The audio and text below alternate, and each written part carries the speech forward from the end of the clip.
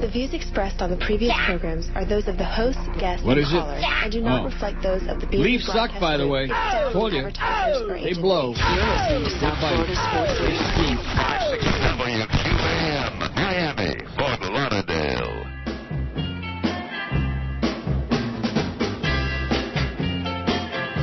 Oh! 560 WQAM presents The Neil Rogers Show. To talk to Neil, dial 567-0560 in Dade and Broward. In other let me counties, ask you, George, what time is the game on? 877-785-NEIL. What game would that or be? pound whatever game is being played. AT&T and Verizon wireless phones. Sorry, I thought we knew each other. Everybody's taking a pay cut at QAM. Do not represent those of WQAM Times are tough. management, staff, or sponsors. Now, The Neil Rogers Show on 560 WQAM. Pay cut.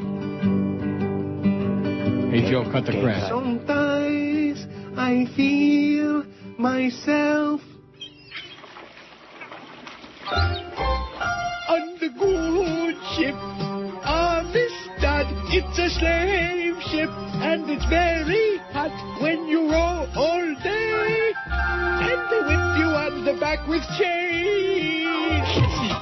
It's a wooden ship and it smells a lot like an armpit or a bad egg fart, and when you die of disease, they throw the body in the sea. Oh my God. Squished in a hole, no toilet bowl, your pillow is a rat. And if you complain, oh no, white devil beat you with the rusty chain. On a slave ship, they don't serve no food. When you get seasick, they feed it back to you. Life is very hard on the good ship Amistad. Well, 10:01. That was by request, by the way. There was a notification on MySpace. Not a message, not a, hey, how's it going? Just but like a request. That's why I played it. Play that Well, bit. that's all. What? Play that bit. No, it wasn't like that. Oh, it was okay, a little more friendly than Play that. that bit. Like Anyway, that. here's an email to get started. And before I read the email, let me just reprimand George on the air. You bastard, you, whatever. I mean, this is so stupid. You could do better than that. Hey, Neil, I'll reveal all my accounts if you reprimand George on the air. Reprimand George for what? I mean, what does that mean? Then it says, I think you'll be shocked/disappointed. No, I won't be shocked or disappointed because whatever you're going to reveal is going to just be another fake name anyway. Right. Just amazing. Like you said before the show, the Internet is just it's a meeting and greeting place for misfits. Mm-hmm. That's what it's. I'm not saying that there isn't some worthwhile stuff on there, because there is. But certainly. But generally speaking, the I have no line. crowd meet and greet and tweet on the Internet. So there you go. I reprimanded George. You're a suck on the air, and you're a bad person, and you're a grave robber, and you want that free car, and blah, blah, blah. And I reprimanded George. All true. Now reveal all your accounts and shock and disappoint me, okay? John ZTR. This is the guy who yesterday, the only email I can remember, there's been a couple with that email address, was the one about, well, sportscasters are, ex-jocks are great because they know what's inside the head of the players, and that's why people love hearing ex-jocks. No, they don't. No, they don't. Over the years of broadcasting sports events, most people, I think, would tell you they enjoy hearing great sportscasters. People who are articulate, people who make the game exciting. You know, like... all of these things. Right. Like that. Oh, yeah. It's a goal. It's a goal. Ow, ow, ow, ow. Here's the poll from yesterday on the polls. I've already removed it. Should Neil Schmidt can the polls? No, I love them. 483. 63.3%. They love them. They don't like them. They love them. Hey, you better cut it out, mister. I'm sorry. Don't reprimand you on the air right now. I dare you. Oh, and also, by the way, for that Phil Ark jackass, who's one of the worst, probably the same one as the John ZTR, I got that article in my pile about the Orthodox rabbi molester. I got it in my pile. And, you know, the reason that we don't have more stories about Orthodox rabbis or any other rabbis molesting children is because there aren't more stories about it, because there are so few Jews. Relative, how many Catholics are in the world? Like 2 billion, something like that? Yeah, a lot. And there's a handful of million Jews in the world. So, it just goes to show you. In addition to which, rabbis are allowed to get married. Right. So they're not forced into this totally bizarre, supposedly no comparison, chaste lifestyle. where only the altar boys get chased. No, I love them, the polls, 483. WTF, 132. Yes, Schmidt Cannon for a while, 85. And yes, permanently, 62, only 8%. Well, I don't know. Got one on there right now. So we haven't Schmidt canned him yet. No. Oh, Schmidt can him. Yeah. Schmidt on you. I think we should have 2 or 3 at the same time.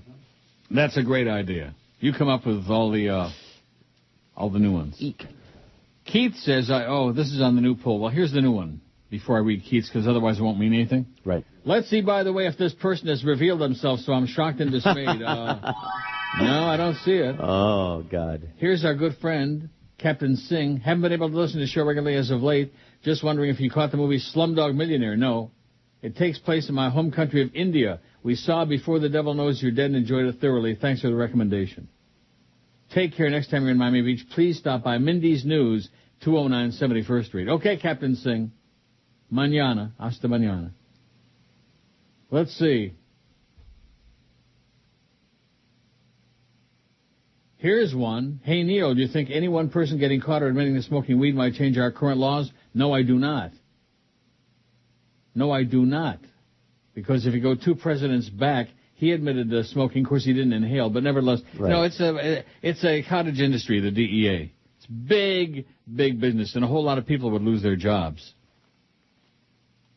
if they quit down with the stupid, useless drug laws in America. It's just archaic and stupid and waste of time. Anyway, like I said, I was going to get to the poll. I don't see, I'm not shocked and dismayed yet, even though I reprimanded George on the air. I don't see a John ZTR. You didn't do a very good job. I'm not convinced. Well, I don't care. Either. The whole thing is stupid.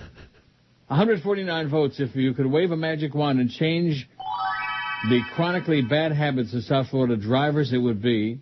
Oh, I gotta print this out. Yeah. Well, no, because I gotta read it. I don't want to read it off the. I voted thing. for that red light business. Yeah, I did too. Not that they don't all are worthy on here. All these options. How many people have gotten killed because they made a turn they didn't, just because they assumed their light was green, that meant that the person going the other way on the red light was going to stop? Don't assume anything. Right. And don't assume that somebody stopped at an intersection with their blinker on is necessarily going to, or approaching an intersection is going to turn. Right. You can't assume anything. And especially don't assume they're going to turn the direction that they're pretending they're going to turn. They're lunatics. It's hopeless. They're all a bunch of morons, 59. Generally driving like an a-hole, 35. Failure to use turn signals, 12. Red light running, 11. That's the one. Red light running. Mm-hmm. Driving in the rain with your hazard lights on, 9. Only really stupid people do that. Blocking intersections in traffic, 7. Tailgating, 7. Cutting into a merging lane at the last minute, 3. Shooting at the other motorist, 3. Giving the finger reflexively, 1. Failure to stop at stop signs, 1. Failure to yield at yield signs, 1. Parking anywhere you like simply by turning your hazard lights on, none. Oh. So Keith says, I voted for or actually against the jerks driving along in the rain with their hazard lights on. Those are for emergencies. No. If driving in the rain is considered an emergency, then they should not be driving. Well, that's like half of the people there, and like 75% of the people here should not be driving. Right. Sometimes I wish I had a BB gun so I could blast out the lights. Good thing I don't own one.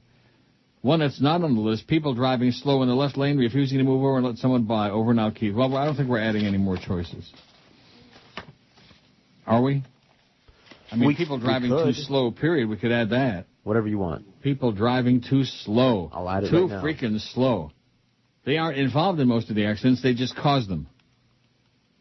People driving extremes. People driving way too slow and way too fast. These are the people who need to be shot. And take them off the road. Take their car, because, a lot of people like George can't afford a new car right now. So I guess those pay cuts, that's the big meeting yesterday at 4 o'clock. I guess it's not a secret because I asked and nobody said to me, oh, don't talk about it on the air.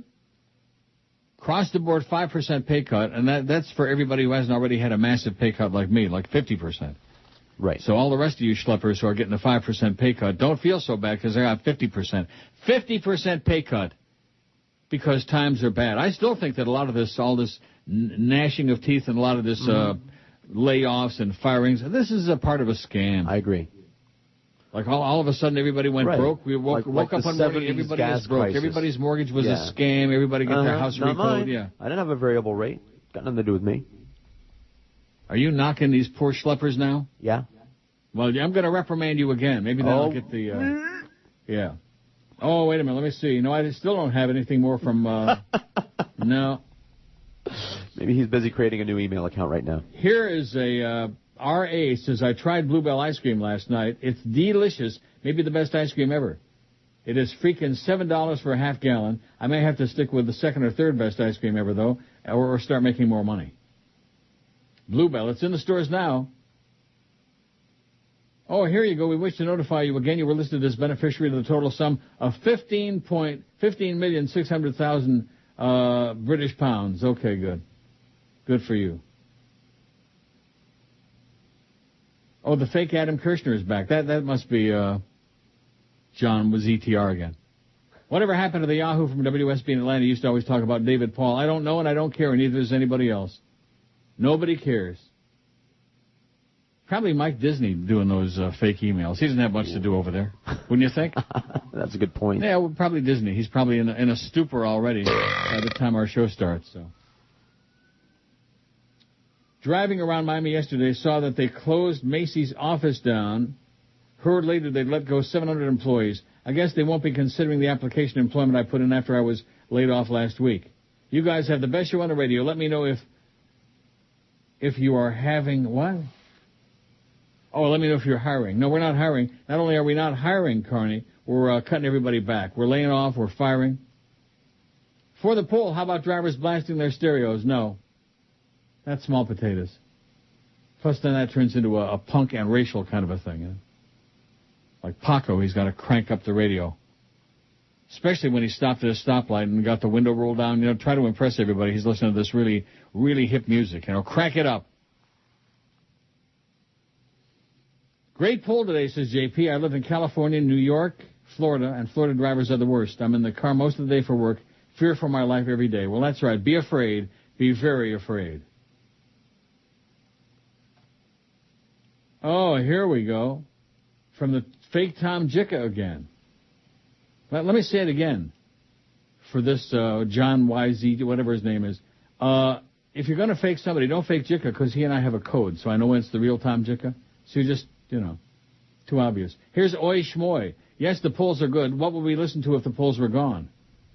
Rabbis are usually not child molesters, and Jews in general do not molest children. The Catholics would really come after us if we horned in on their favorite sport. Good point.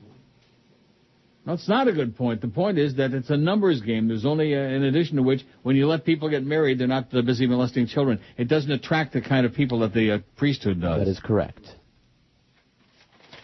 Because your average Joe and Sal and Harry out there, they want to do it. They want to, do the old squirt. Right. Only sick, twisted individuals. That's right. Who want to be in the priesthood. Pedophile fraternity. Put on those dresses.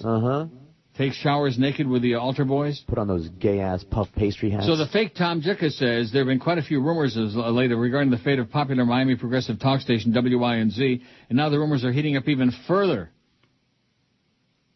Last week I mentioned that quite a few Clear Channel outlets are flipping to Fox Sports-fed sports outlets. WINZ was mentioned by several sources as a possibility. Adding fuel to the fire is the fact that the current Fox Sports outlet for South Florida, WFTL 640 AM, was informed that Fox struck a deal with another local station to pick up the affiliation. The move is likely to go down in March. See, the fake Tom Jicka is pretending to be upset that Barry scooped him on the story, which is not unusual. WINZ's format switch means the Miami-Fort Lauderdale market will have 5 all-sports stations, including WQAM and 790 The Ticket. The station currently enjoys decent ratings, INZ, typically maintaining a 1.5 overall share in the Arbitron ratings. That makes it the 4th most popular AM station in the market. That is really heavy duty. Greg hates you. In the 50s, Robert Young made people laugh in Father Knows Best. Now, this great series is back, starring a few Catholic priests who like it young, in the return of Father Knows Best. Step into the confessional, Billy. I don't know, Father. This makes the 47th time I've been in there this week. Oh, Billy, you want to be a good Catholic, don't ya? Yeah, but does everybody get a spanking? Father Knows Best. It's the Vatican's best-kept secret. And you've got a private seat for all the fun. Just enter the rectory from the rear. All right, Billy boy. It's time for your flute lesson. But, Father, your flute has only one hole, and it doesn't make any noise. Oh, it will, Billy. It will. Father Knows Best. Once you've seen this new sitcom, you'll wonder why you've never heard about it. Let me introduce you to St. Peter. Father knows best. Going to church may not seem very entertaining, but there really is something funny going on here. Oh, there sure is. 10:18 at 560 WQAM. Happy Wednesday to you. What's that schedule look like today, old man? Well, here it is. 2 o'clock, you got the big O with his 1.1 share. He really is doing it. 4 to 7, you got Mad Dog at the Bank United Center. Oh, at Bank United Center. Oh, that's in anticipation of that basketball game that 4 or 5 people will be listening to. Let me tell you, Jolly Joe, you can have all the conference calls and all the meetings you want. There is no great mystery as to what you guys have done to this radio station. You can talk about the signal, you can talk about this, you can talk about that. The fact of the matter is you put on some real, serious, absolutely unlistenable crap. That's right. Speaking of that, 7 o'clock Hurricanes warm-up, 7:30, and Wake Forest. All right. Followed by the DA show. Nice guy, no numbers. Incredible. Yeah. Oh. Point. Oh. If you're looking for a, that's DA. Even George ripped him before the show today, off the air, of course. Yeah. So how'd that meeting go yesterday? Everybody's taking a 5% pay cut, unless now, and you still don't know if that includes you, since I thought you had a 3% pay raise. Yeah, that's in what your I new thought deal. too. So does that mean you're -2? +3 and -5? I don't know. You don't know? I don't know. Well, didn't you speak up? I mean, you usually have a big mouth. I usually do. Didn't you speak up and say, does that include me, you fat tub of lard? No, I just You sat there on the jackass? floor. I just sat there at the floor, on the floor quietly.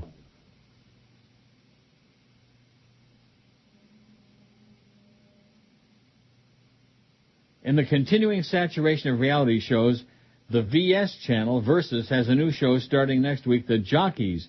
No Schmidt. What's next, the jockstrap? I think that might be pretty interesting about the jockeys.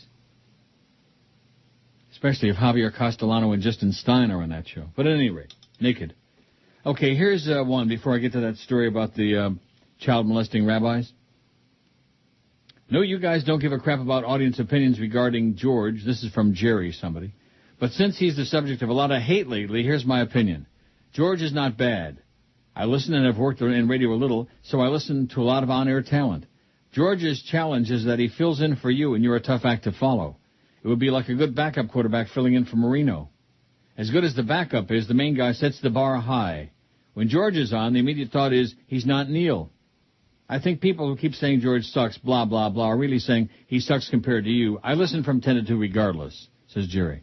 Thank you, Jerry. George is not bad. He didn't say you're good, but he said you're not bad. I'm going to reprimand you one more time and see if I get a response from John ZTR. He's going to regale you. I'm going to be shocked and disappointed with his lies, with his bullcrap. Maybe if I cry Nothing I get on the emails shocks or disappoints. Right. Because the whole thing is turned into it's all disappointing. It's all crap. If you're expecting any useful input in South Florida, man, you must be dreaming. Well, let's see. Here's who sent me this. It says, I had to send you this, even though I'm a real schmattaware, as you call us. I'm totally ashamed and embarrassed by this and other stories. What I find frightening is if you read the comments that come along with this story, you see near universal recognition that there is a problem. If so, then why are these pedophiles not fired from their jobs and run out of town? Unfortunately, too many people have this attitude that it's better to shut up than confront the problem. And it's got a picture of Joe D'Angelo, 28, formerly Joel Deutsch. Well, that's interesting. He's got an Italian name now, and he was formerly Joel Deutsch. Photographed near his old neighborhood in Williamsburg, Brooklyn. When he told his parents of sexual abuse by a rabbi, they turned away from him. He no longer has any contact with his family. In other words, they are really farbissen. Joel Engelman and Joe D'Angelo are driving through their old Brooklyn neighborhood. Williamsburg is a place from another time and country. The shop signs here are in Hebrew. The men scurry by in long black coats. Their hair hangs in corkscrew curls. Married women wear wigs to cover their heads. Oi. Engelman and D'Angelo haven't been here in years. They just met a few weeks ago, but as they begin swapping stories and names of family members, they realize they have a lot in common. Both men are in their 20s, both were raised as strict Hassidic Jews, and both fled their upbringing for the same reason. Are you ready for this? Engelman asked D'Angelo, glancing at his friend in the back seat. Yeah, D'Angelo says, his breath quickening. Yeah, I'll do it, just a quick pass by. D'Angelo grows quiet as we approach a nondescript brownstone building, a synagogue, a shul. See the Hebrew sign, he says, pointing, you go downstairs, that's where the mikvah is. The mikvah is a bathhouse, usually used by women for ritual cleansing. I didn't know the rabbis went to the baths. But in some Hasidic communities like this one, fathers bring their young sons on Friday afternoons before Shabbos begins. 21 years ago, when he was 7, D'Angelo recalls going to the mikvah with his father. and finding the place packed with naked men and boys. Oh, boy. And I was in the tub, had my back turned, and somebody raped me while I was in the water, he says. He takes a shaky breath. I didn't know what happened. I couldn't make sense of it, really. D'Angelo says he never saw the man who abused him. These days, monitors are posted by the baths to stop any sexual activity, but back then, the boy was on his own. He told no one, but began refusing to go to the mikvah. He left Orthodox Judaism when he was 17 and changed his name from Joel Deutsch and cut almost all ties with family and friends. Now D'Angelo wears black leather and mascara. He plays in a rock band and takes refuge in the heavy metal lyrics of Metallica. There are so many songs, you know. They have a latest song which is called Broken, Beaten, and Scarred, and one of the verses is, they scratched me, they scraped me, they cut it, and they raped me. He laughs wearily, and there's my life right there. When I listen to it, it gives me strength. For these two men, this is a tour through aching secrets and violent memories. D'Angelo and Engelman are unusual because they let their names be used, but they believe that sexual abuse is woven throughout this Hasidic community. For Engelman, the loss of innocence came at school. This is it right here, he says. Oh, this goes on at length, but I'll read the whole thing because I don't want to get accused of, cutting it short. Like at my birth, cutting it short. Is that what happened? For Engelman, the loss of innocence came at school. This is it right here. He says he parks his car across from the United Talmudica Academy, a hulking building on a desolate street. This was the yeshiva, or Jews' boys' school, that Engelman attended. Engelman, when he was 8 years old, sitting in a Hebrew class one day, when he was called to the principal's office, when he arrived, he says, Rabbi Avraham Reichman told him to close the door. He mentioned for me to get on his lap. As soon as I got on the chair, he would swivel the chair from right to left continuously. Then he would start touching me while talking to me. He would start at my shoulders and work his way down to my genitals. Engelman said, are you bleeping me out? I'm going to chastise you again. I'm going to, and then maybe I'll get the information, the bogus information from John ZTR, whatever his name is. Engelman says this occurred twice a week for 2 months. He told no one for more than a decade. Reichman was, after all, a revered rabbi. 4 years ago, he told his parents, and a year ago, when he heard that Reichman allegedly abused several other boys, they confronted Reichman. When the school heard about it, they gave the rabbi a polygraph. He failed miserably, Engelman says, so they told me the guy is gone, the guy's got to go. But a few weeks later, a religious leader from the school approached Engelman's mother, Pearl. He posed an astonishing question. On a scale of 1 to 10, how bad was the molestation? How bad was it on a scale of 1 to 10? Oh, it was only a 1. It was pretty good. She was speechless. Then she says, the man continued, we found out there was no skin-to-skin contact, that it was through clothing. So he's telling me on a scale of 1 to 10, this was maybe a 2 or 3, so what's the big fuss? The school hired Reichman back. That was July 2008, a week after Joel Engelman turned 21, and could no longer bring a criminal or civil case against the rabbi. Let's do the break, and then we'll continue with the sordid tale. Oh, it's the wrong one. Oh, no. Oh, no. Sorry. I thought you were going to I'm delete that. going to keep doing that. Oh, it's my fault. I didn't remind you. That's right. You're listening to You can chastise me for that. Okay. I'm admonishing you. Father O'Toole, God. Absolutely. He started out a regular guy who joined the Erectory and made the ultimate sacrifice, embracing celibacy. Father O'Toole, amen. Bum, holding fool. Father O'Toole, altering boys, amen. As time went by, his earthly needs compromised his choice. He found a way to get relief by altering young boys. Father O'Toole, amen. Bum, holding fool. Father O'Toole, altering boys, amen. He was happy and gay till he got caught by some tattletale. Then the Vatican paid everyone off and he didn't have to go to jail. Father O'Toole, amen. Bum, holding fool. Father O'Toole, altering boys, amen. They sent him to a priest retreat where they genuflect and pray. You fairy. If it was you or it was me, they'd lock us up and throw the keys away. Father O'Toole, amen. Bum, holding fool. Father O'Toole, altering boys, amen. Father O'Toole, amen. Bum, holding fool.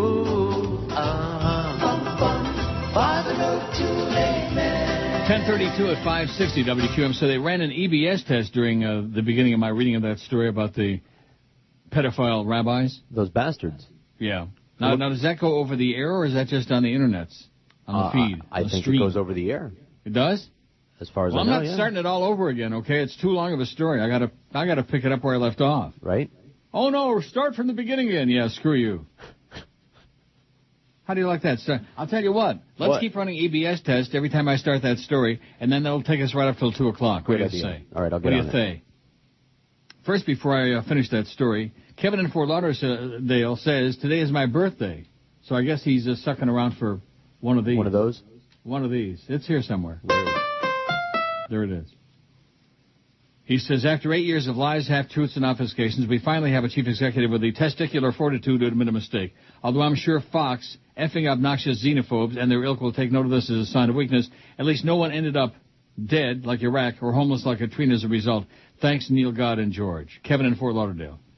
Today is my birthday. Could you please tell me where Wayne Arnold's New World Castle is located? It's not new. It's rebuilt. 125th and Northwest 7th Avenue, 441 in Miami, in North Dade. Also, Oi Shmoy says, and you're right, there's about 10 people who sent all the emails. Mm-hmm. 10, that may be a stretch. Maybe.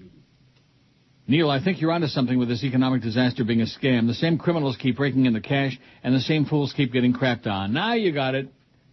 Now you're getting it. Okay, let's get back to the story about the pedophile rabbis. I'll be interrupting you with an EBS test. Go ahead. Go ahead.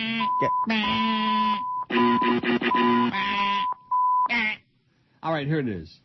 Reichman and school officials declined to be interviewed for this story, but Rabbi David Niedermeyer, who heads the United Jewish Organizations of Williamsburg, said the school did its due diligence.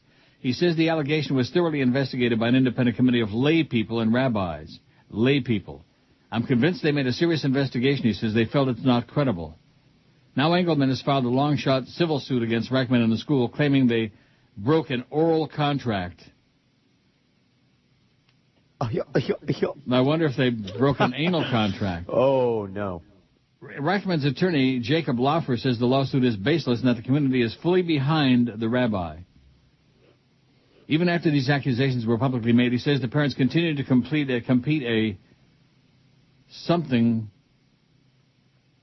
chopped off for themselves for the opportunity to have their children be educated by Rabbi Reichman. The Reichman case is not isolated. 4 ultra-Orthodox rabbis in Brooklyn have been sued or arrested for abusing boys in the past 3 years. That's a tiny fraction of the actual abuse, says Hella Wanstadt, author of Unchosen, The Hidden Lives of Hassidic Rebels. She says that in researching her book, she encountered dozens of alleged victims who told her that sexual abuse is an open secret in the Hasidic community. But the community is so insulated and the rabbis are so powerful that few dare to come forward. If I became known as an informer, then people also wouldn't want to have anything to do with my family, she explains. They wouldn't want to marry my children, wouldn't want to give me a job. This is the fear. This is the life we have chosen. Oh, I'm sorry, that was Hyman Roth. I wonder if he was Orthodox. Unorthodox. I don't think he was. Weren't they eating like bacon cheeseburgers in his house? Yeah, or something. No, they were eating tuna sandwiches. That's pretty Jewish. But more and more accusations against rabbis have begun to circulate. Last August, politician and radio talk show host Dov Heikind devoted an hour-long program to sex abuse. He interviewed Pearl Engelman, who spoke under an alias about her son's case. The calls flooded in. Heikind, who's an Orthodox Jew himself, represents the area in New York in the Assembly. He says after the show, people started showing up at his office with their stories. 50, 60, 70 people, he says. But you got to remember, for each person who comes forward, God only knows how many people are not coming forward. God only knows. Oh, God. That's right. Heikind refuses to release the names of the alleged perpetrators, although he's working with the district attorney's office. He says the people who confide in him are afraid to go public, which creates a perfect situation for abusers. If you're a pedophile, the best place for you to come are some of the Jewish communities, he says. Why? Because you can be a pedophile and no one's going to do anything. Even if they catch you, you'll get away with it. To me, it doesn't make sense, says Niederman of the United Jewish Organizations, that so many people have been violated and for so many years they've been quiet. Something doesn't add up. It's being blown out of proportion big time. I wonder if that's part of that oral contract. Ooh. Brooklyn District Attorney Charles Hines says he has 10 active sex abuse cases involving Orthodox Jews, including a school principal who was recently arrested on lead from Heikind. And Hines says there could be many more. Yeshivas are private schools, which means they don't have to report accusations of sex abuse to civil authorities. I've got no way to know if there's a pattern of concealing the conduct, he says. Hines says the Jewish leaders, like Catholic bishops, try to handle these affairs internally through a rabbinical court. It's a practice that infuriates him. You have no business taking these cases to religious tribunals, Hines says. They're either civil or criminal in nature or both. Your obligation is to bring these allegations to us and let us conduct the investigation. Hines says he's trying to work out a memorandum of understanding with the rabbis in which they promise to bring the prosecutor every allegation of abuse. Pearl Engelman is skeptical. The rabbis have hardly been forthcoming in her son's case. Still, she loves her community and worries these allegations have tarnished it. All she can say is, "Oi!" This is a community of the most wonderful people, hardworking people who lead righteous lives, she says, and just a few corrupt people give us a bad taint. Taint what she thought it was. Her son Joel isn't so sure that it's that few. Anyway, for him, remedies come too late. Pretty much I left my childhood here, he says. After I left here, I had a totally different picture of school, religion, and life. But Engelman hopes this story will shine a light on the secret and perhaps protect the next generation of children. Bada-beep, bada-boop, bada-bop. And the beat goes on. One more reason to abolish all religions, okay, because they're all full of crap, they're all harmful, they cause a lot of hate and a lot of pain, a lot of destruction, death, all of these things. What's your point? My point is religion is for crazy people. You like it? No. It sucks. It blows. Oh, I shouldn't have said that.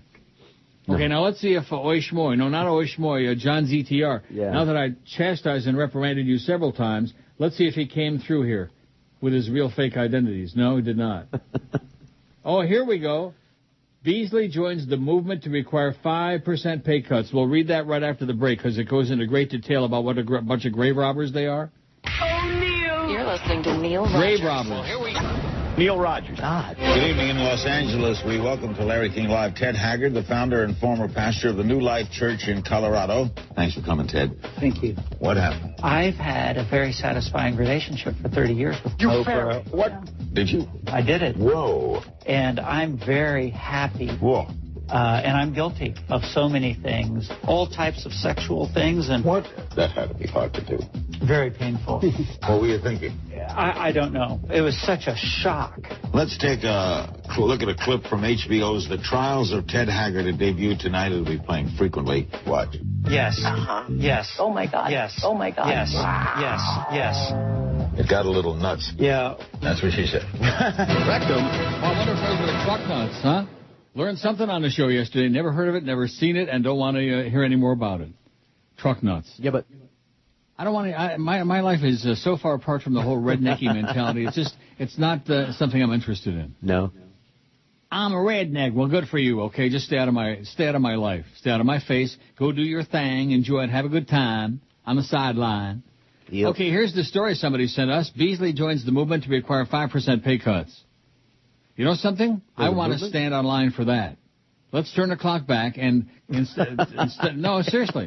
I think what's good for the goose is good for the gander. If everybody else gets a 5% pay cut, then going back to my deal that when I was ongoing for like a long time, let's go back to that and give me a 5% pay cut instead of 50%. I'm all for it, Jolly Joe.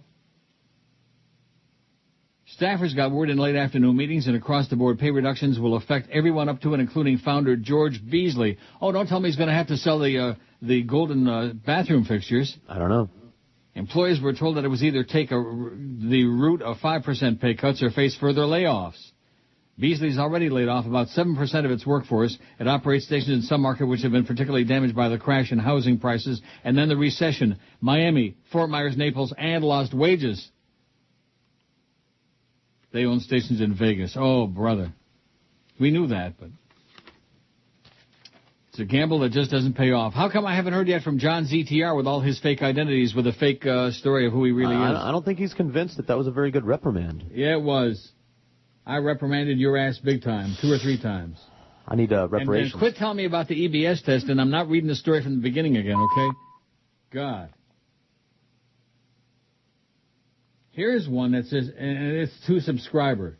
Any interest on a new system where people can practice for job interviews with their webcam? No interest. Where does all that stuff come from? What do you mean? All that spam. Where the hell does it all come from? People generate it. Jesus, God almighty. I think the new American motto ought to be... I have no line. Right. Yeah. Kenny Kramer says the EBS is only over the air, does not stream. PC listeners heard the whole story. So there you go. So if you want to hear the story from the beginning, go to the archives when it's up, and you can hear the whole story about the pedophile Orthodox rabbis. The fake Joey Reynolds has got a long email. Oh, do you want to hear it? Okay.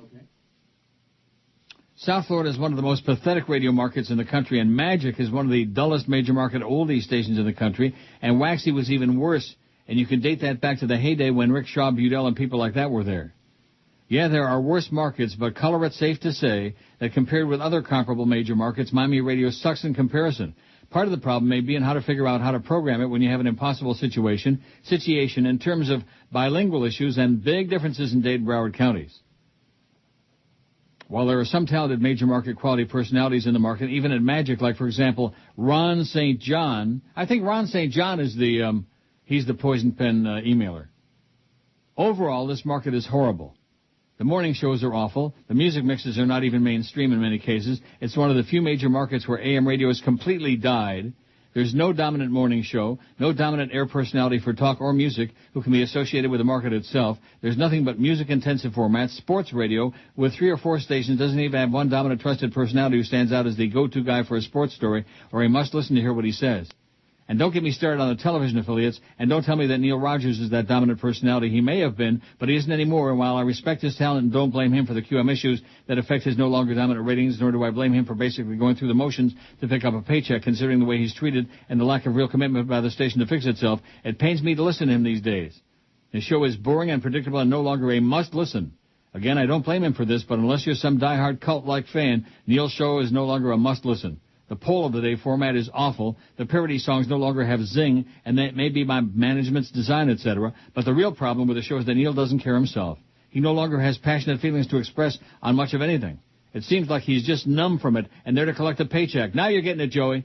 And why shouldn't he? He's still the best personality in the market. It's just that radio is no longer fun, even for the broadcaster. Now you got it. They've taken the fun out of radio. Joey. A market that has to run a show out of Tampa and PM Drive because they can't find a quality dominating personality to anchor either morning or afternoon drive on a news talk station in a market that years ago was the benchmark for talk radio development when WNWS and WINZ carried local and live stars and developing stars.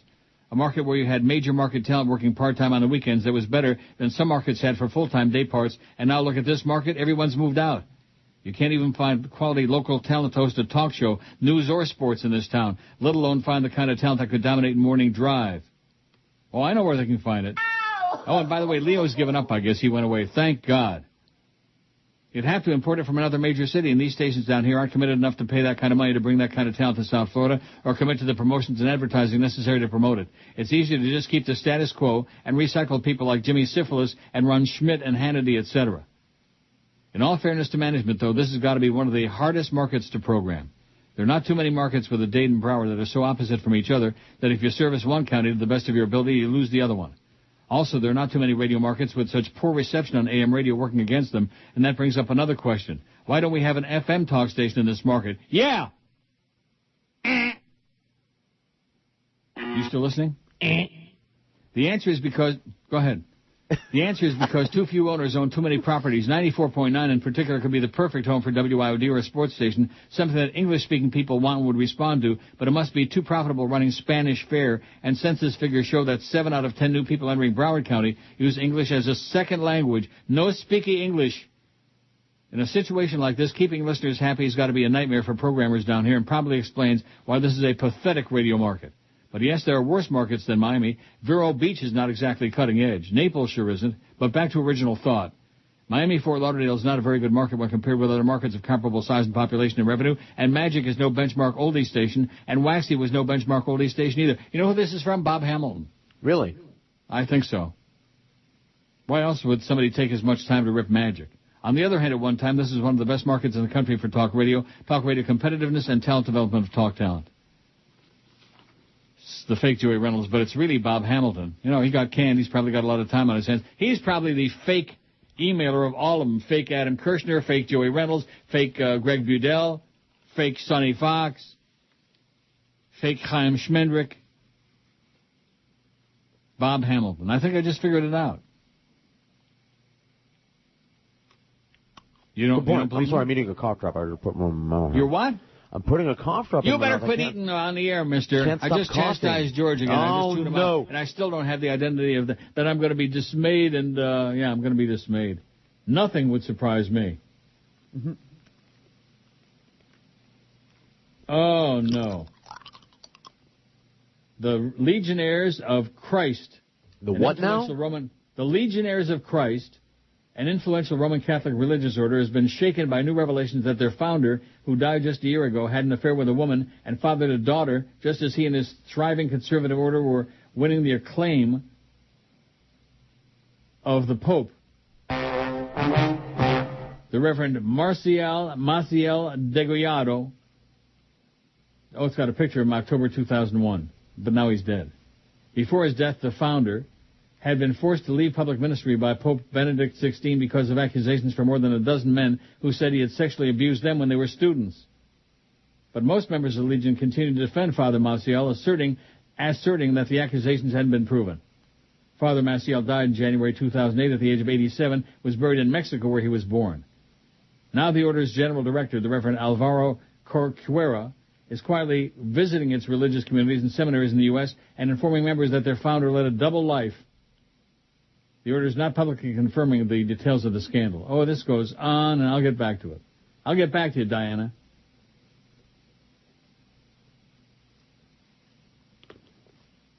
What in God's name is this? Listen to a farewell message from George W. Bush with a phone number. Sorry if it's a duplicate. I'm sorry you sent it the first time, okay? My God. Oh, heaven help us. No, there's no revelations on there. It's all in the Bible. Cute. Phil, a fan since 87, says, don't know if you checked it out. Oh, Toronto AM radio. The only station I listen to is 680 News. Sorry.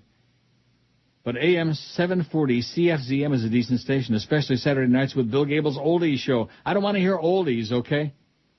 It runs from 7 p.m. to 1 a.m. It's called The Heart and Soul of Rock and Roll. Better than most because he doesn't play the same 300 Reed Magic songs. He, among other places, worked at CKLW.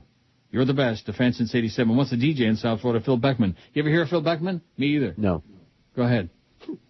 We got to isolate that. He doesn't play the same 300 songs like Magic. They're on the attack after Magic. I think that Bob Hamilton is the mystery. He's the thorn in the side of our thing, of our emails. Mm-hmm. Remember Thorny? He was the... No. He was the neighbor on Ozzie and Harriet. Well, you never saw Ozzie and Harriet. I never did, no. Well, why not? Before because you weren't born yet. That could have something to do with it. If you want to make an effort, I bet you on one of those channels, on one of those oldie... Yeah. Yeah, that's right. It'll what do they be call around. Those?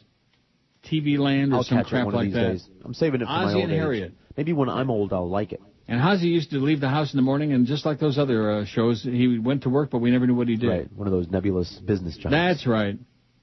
I mean, at least the Ralph Cramden we knew drove the bus. Right? Right? Right, and Darren Stevens was an ad executive.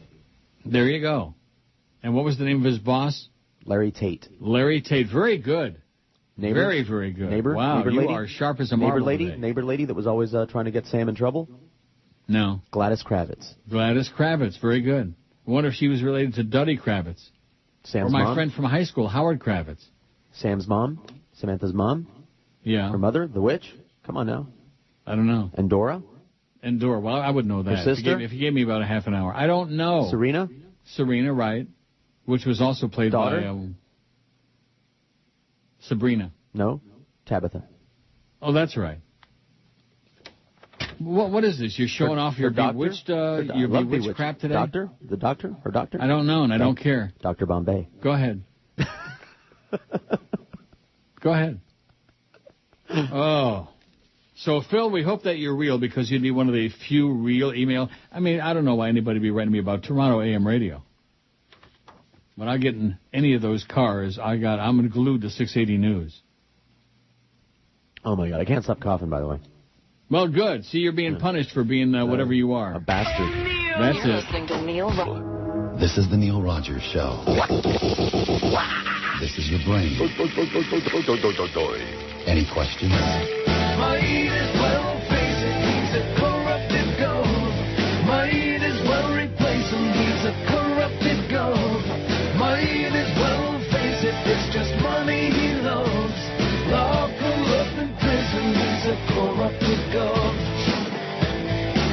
11:01 at 560, so we finally unmasked it. I deduced it. What did you deduce? I deduced it. The chronic emailer is Bob Hamilton, formerly PD of Magic. Okay. And now just obviously a chronic malcontent with no life at all. I have no life. Well, that's sad. And boy, that music on that station, oh. Yeah. You think it's bad now. Even Ricky Ticky would tell you, if he could. It was in every radio station in this town. It's like they're in a race for last. Blows. It just blows. 283 votes on the poll. That's the number of records they play on Magic, 283. If you could wave a magic wand and change one chronically bad habit of South Florida drivers, it would be, it's hopeless, they're all a bunch of morons, 104. Generally driving like an a-hole, 69. Failure to use turn signals, 24. Red light running, 21. Driving in the rain with your hazard lights on, 14. Blocking intersections in traffic, 11. Cutting into a merging lane at the last minute, 10. Tailgating, 10. People driving too slow, 7. Shooting at other motorists, 5. Parking anywhere you like by simply turning your hazard lights on, 4. Hazard lights are only for emergencies, okay, you idiots? Right, when you're stopped. It's illegal to turn them on at any other time other than stopping for an emergency. Failure to yield at yield signs, 2. Giving the finger reflexively, 1. Failure to stop at stop signs, solamente uno. That's what we got so far. Today's fine poll. Now, let's see. Did I put a poll up there for tomorrow? Did you? Well, let me look. Oh, yeah. That's not too bad of one. We've done it before, but it's okay. I'm not going to tell you now. Takes all the fun out of it. Let's see if John ZTR has exposed his identity. No. Here's me again. Well, if you can't apologize to us listeners that missed the beginning of the show because of the emergency broadcast signal, could you make it up by being double funny? Screw you. Me. Yeah. Me, my ass. Me. Mm-hmm. Me. Here, oh, no, this Schmoy is back in. Like I said, there's like 4 or 5 people. What's with the rest of you people? The cat got your tongue? 4 or 5 people with 50 identities apiece sent all the emails, and the rest of you, and then they wonder why the phones turn into like, I'm your friend, and same like people. that. Huh? It's the same people. That's what I'm saying. The rest of the people in South Florida, all 50 of our listeners, they got nothing to contribute. They got no ideas. Right. They got nothing to say. They created that vacuum. They are the vacuum. They're it. Don't you think? I know they are. Go ahead. No. Go ahead. Neil at neilrogers.com. That's the email address, isn't it? Yes. Yeah. Neil. Neil at neilrogers.com. For anybody aside from the same chronic 10 with the phony this and the fake that and ba and this station sucks and that's the... Well, we know that, so what about it? South Florida radio sucks. That's a real revelation, isn't it?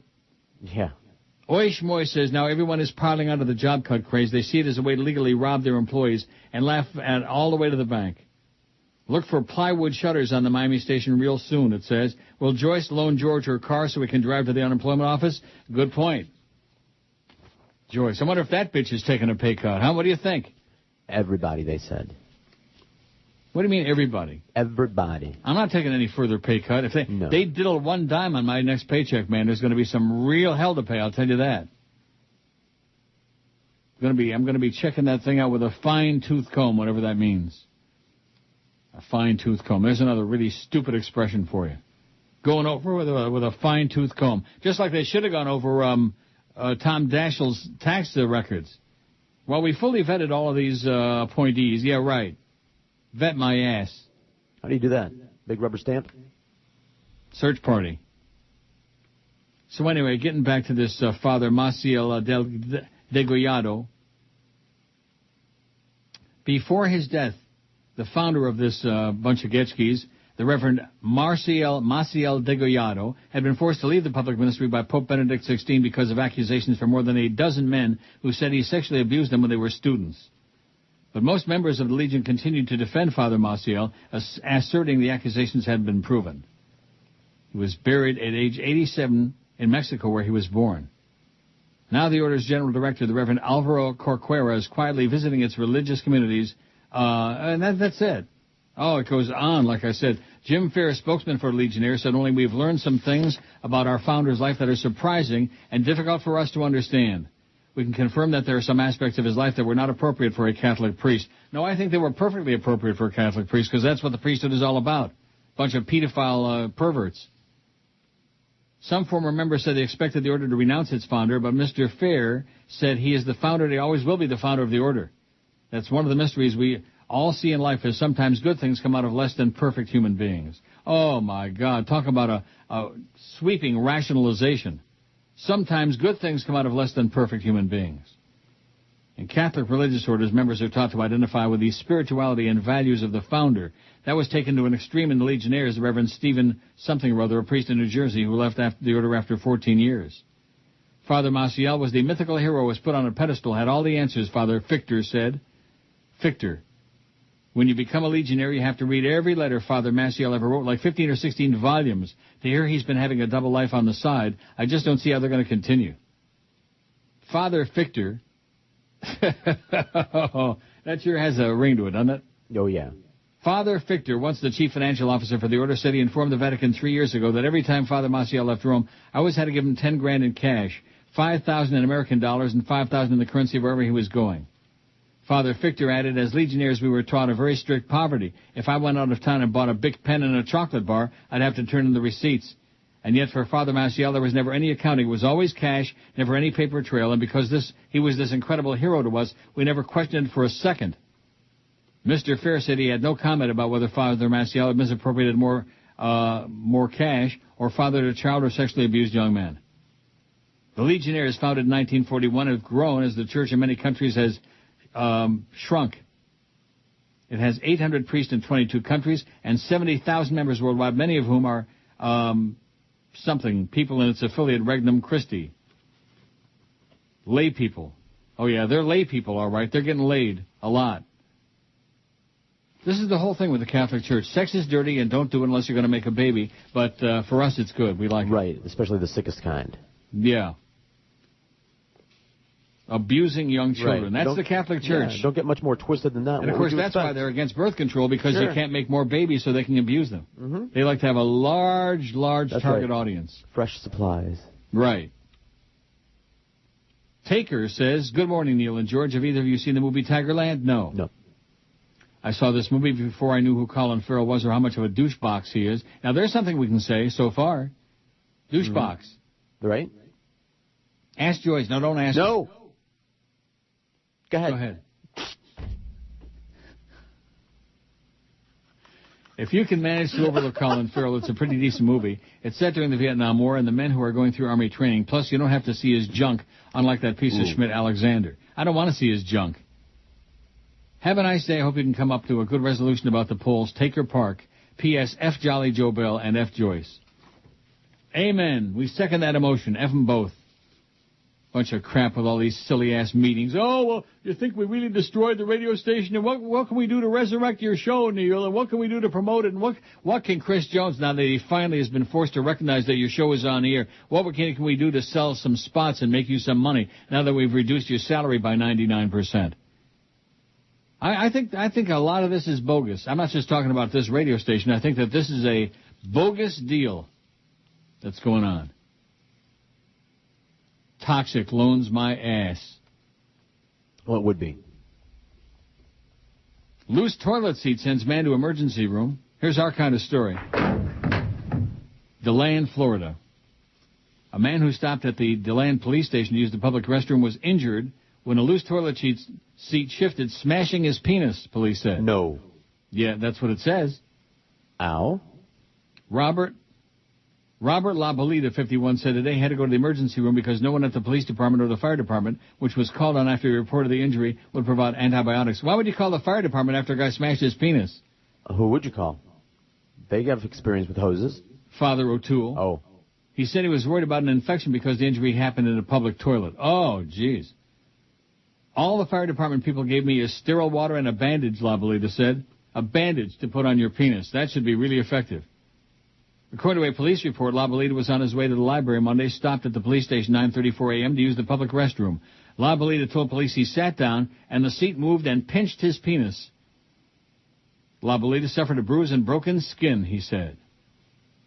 LaBolita said he had no access to medicine and asked for an antibiotic to treat the injury. DeLand fire paramedics came to the police station and told LaBolita how to treat the injury, handing him a bandage. It was painful. I was quite traumatized when it happened, Labolita said. I'm 250 pounds. Imagine that. All my weight pushing on that scrote, he wrote. The investigating officer wrote in his report that the toilet seat was loose, and he gave the information to the people responsible for repairs. Police are required to file a report anytime someone is hurt on public property. Labolita said he's not litigious, but hasn't dismissed the option of a lawsuit. Oh! You go, sue their ass, baby. Oh, that's the wrong one. Oh, this is kind of fun. I like it a lot. Yank it, baby.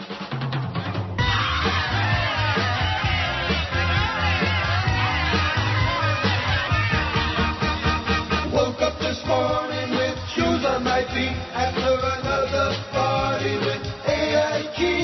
An $85 billion check was cut, and we were having a party with your bailout fund. Having a party with your bailout fund. Having a party with your bailout fund. Thanks to our buddy Marty Sullivan, we're having lots of fun with your bailout fund.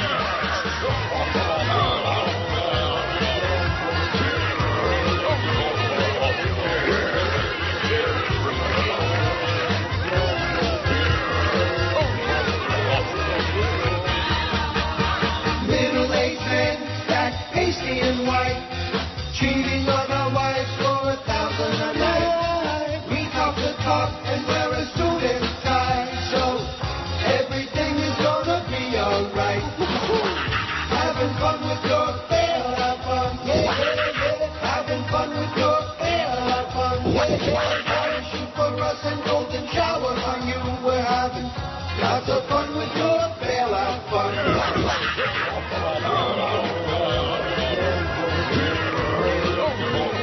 Nobody's got any money. One day everybody woke up broke and everybody stopped doing business and everybody went out of business and everybody got fired and everybody's in a deep depression. And nobody's buying anything.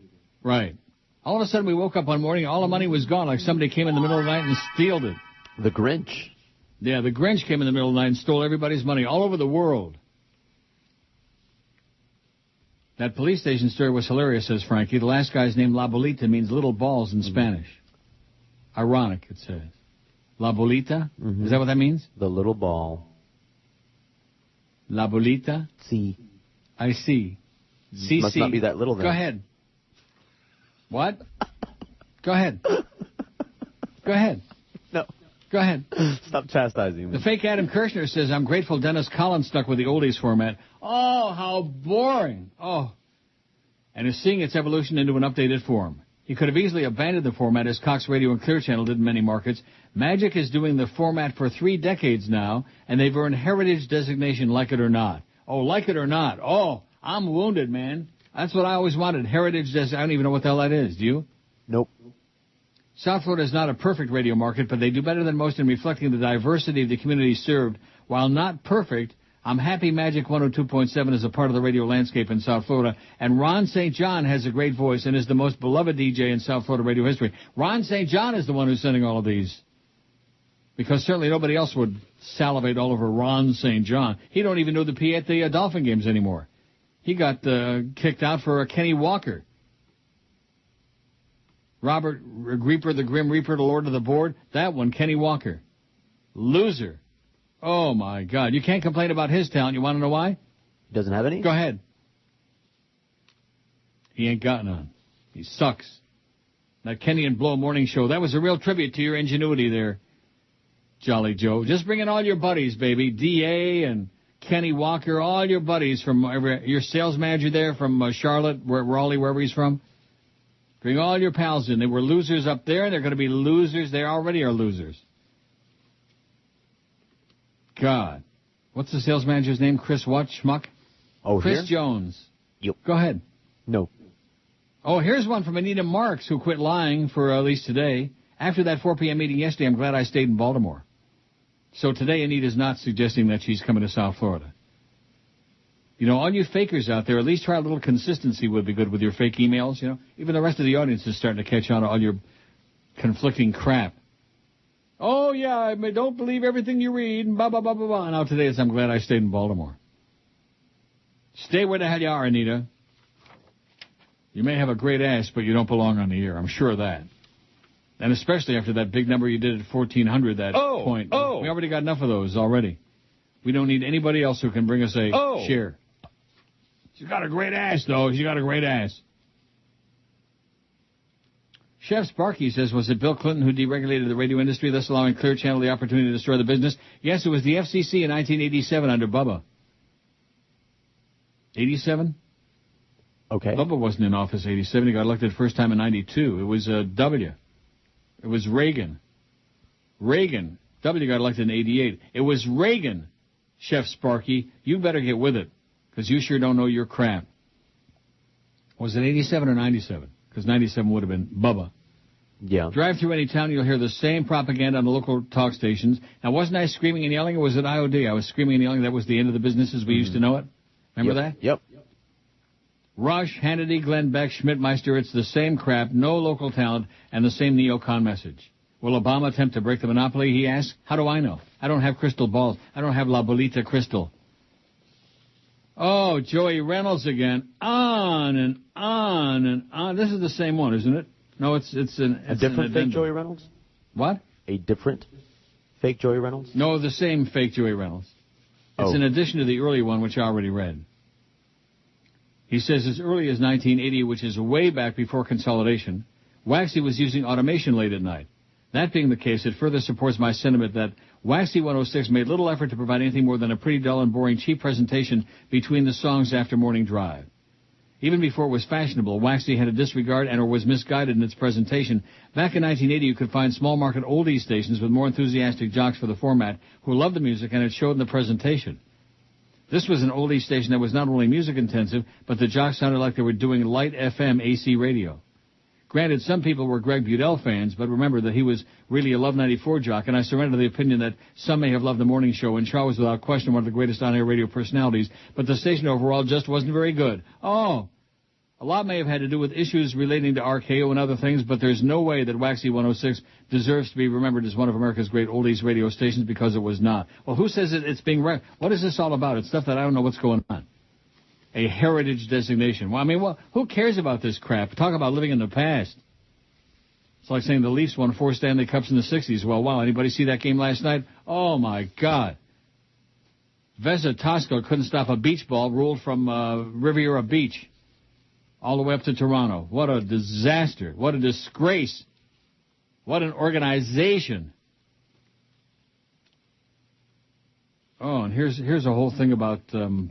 Buddy Holly. Remember that thing yesterday? Oh, and this one goes on for like 100 pages. Remember Eddie and the Cruisers? That was sure a bad movie. Ooh. Now, what's his name that was in it, that frog? Oh, Michael Paré. Michael Paré. Froggy. Hey, Michael. If he's in it, you know it's going to suck. And then there was a sequel to it. Yes. Oh, we got a dead guy. Even worse. What? Michael Paré. Oh, yeah, the sequel was worse. Well, I mean... You know, great movies sometimes deserve a sequel. Bad movies don't deserve a sequel. Right. They shouldn't have been made in the first place, much less a follow-up. Eddie and the Cruisers. Oh, my God. Hey, Doc. What do you think, Doc? Remember Doc? No. Oh. Francis Cavanaugh dies at 93. That's that's old enough. Screenwriter of B. Westerns. Oh, yeah, that's it. Could he belt out an ounce of sound or what? Well, that wasn't him. I'm just telling you, whoever the singer was. Who was it? Who was it? John Cafferty. Oh. Bruce Springsteen sounded like. Yes, a screamer. Shouter.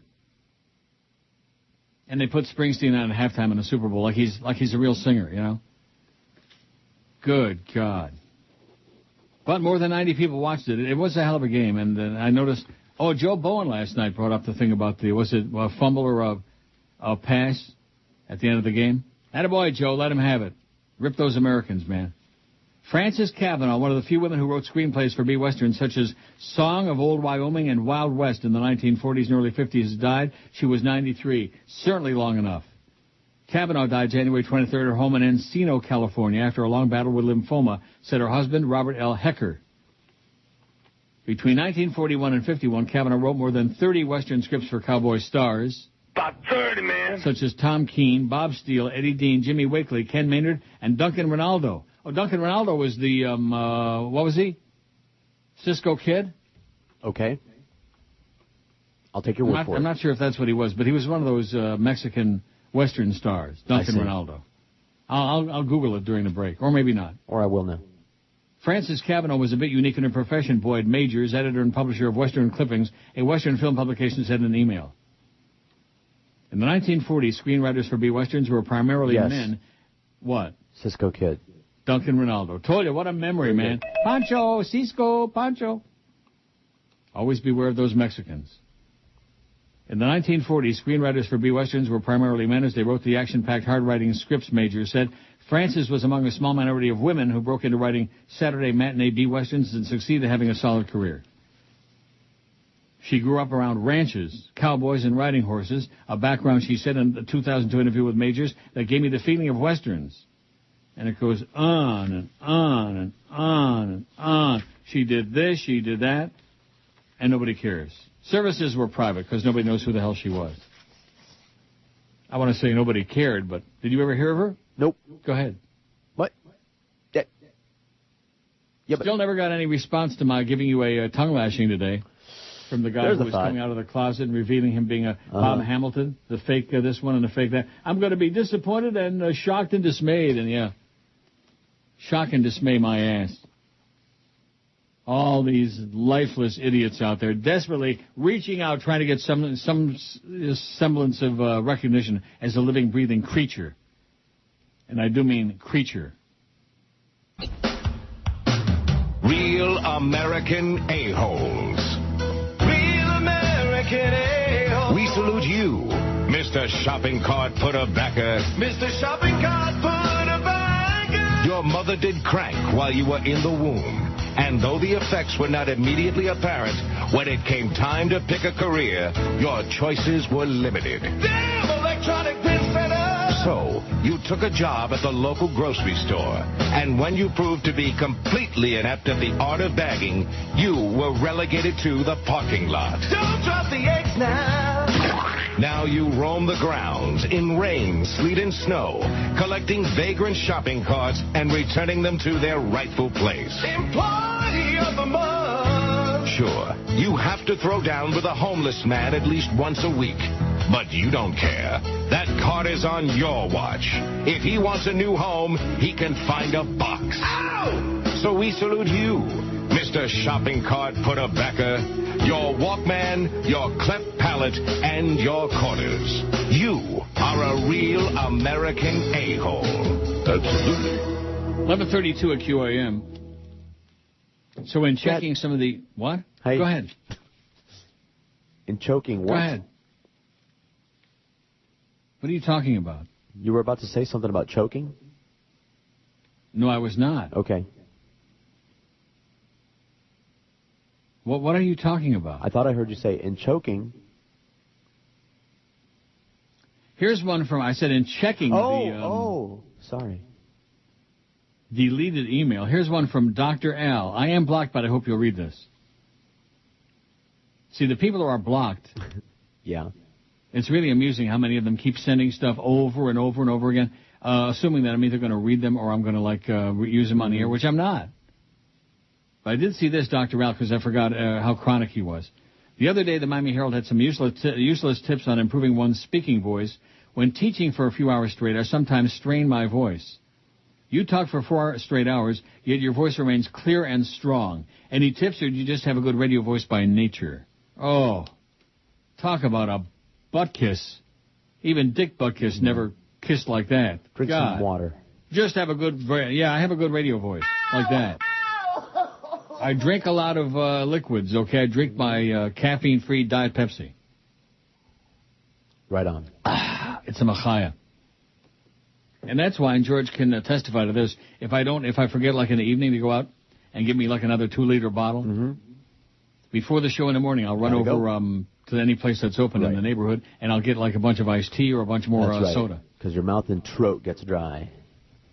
Gotta have my soda, baby, to keep talking for 4 hours. Like that. Also, I know why George rejects Christian doctrine given his brainwashing as a kid, and that does give him great ways to deal with mindless religious morons.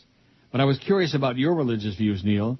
Were you brought up in a very religious Jewish home? No. And Dr. Al again. This is the reason you were blocked, Dr. Al. Bop, bop, bop, bop. Neil, did you do this? Did you wipe with both hands? Did you fart in your face? Oh, my God. Or did you reject religious nonsense simply because you're an intelligent, rational thinker? There you go, ass-kissing again. Just curious, Dr. Al. That's the last time I'll be reading one of your, just curious. Curiosity killed the cat. That's what we used to say at WKAT. Ask Sid Levin, he'll tell you. Curiosity killed the cat. Or was it Lynn Russell and Jim Alton? Jim Alton, I'm pretty sure, is dead. I told that story about the night I went to dinner with him at Piccolo's on South Beach, Italian restaurant. And he tried to pick up the waiter, and when that didn't work, then he tried to get me to go home with him. I said, no, I don't think so, Jim. He was ugly. And, of course, so was I, but that didn't seem to bother him. But I'm pretty sure he's the phone's ringing, I'll be back. Okay. Jeez. Ooh, I don't want to hear that.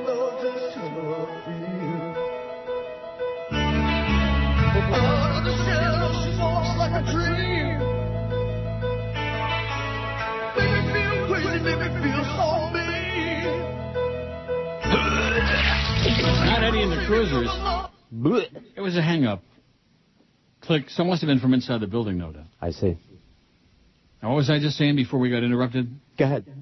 No, seriously, what was I saying? I have no idea. Neither do I. Must have been. Oh, you were ripping into that doctor email guy about. Oh, Dr. Al, screw him. Why he was blocked. Screw him. God, what a butt licker. Did you do this and did you do that and do you do yeah? Religion's a bunch of bubble mices, okay? It's a bunch of crap.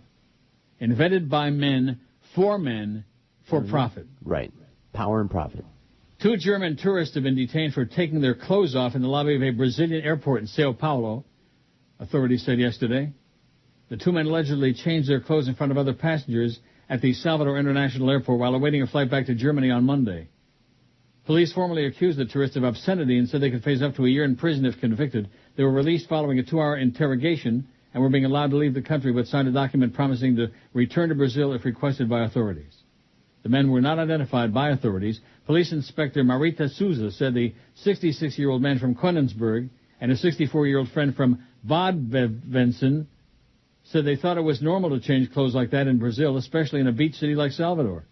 Well, they said that they were late for their flight, needed to change into new clothing because one of them got wet during a boat trip and the other felt sick and vomited during the same trip earlier in the day. He had puke all over him.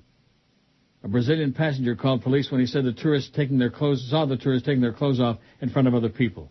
I went in there and asked if they'd like to see other people taking their clothes off in front of his wife or in front of the kids. Paulo Gois told Globo TV. They just laughed. They laughed. They snickered, no doubt.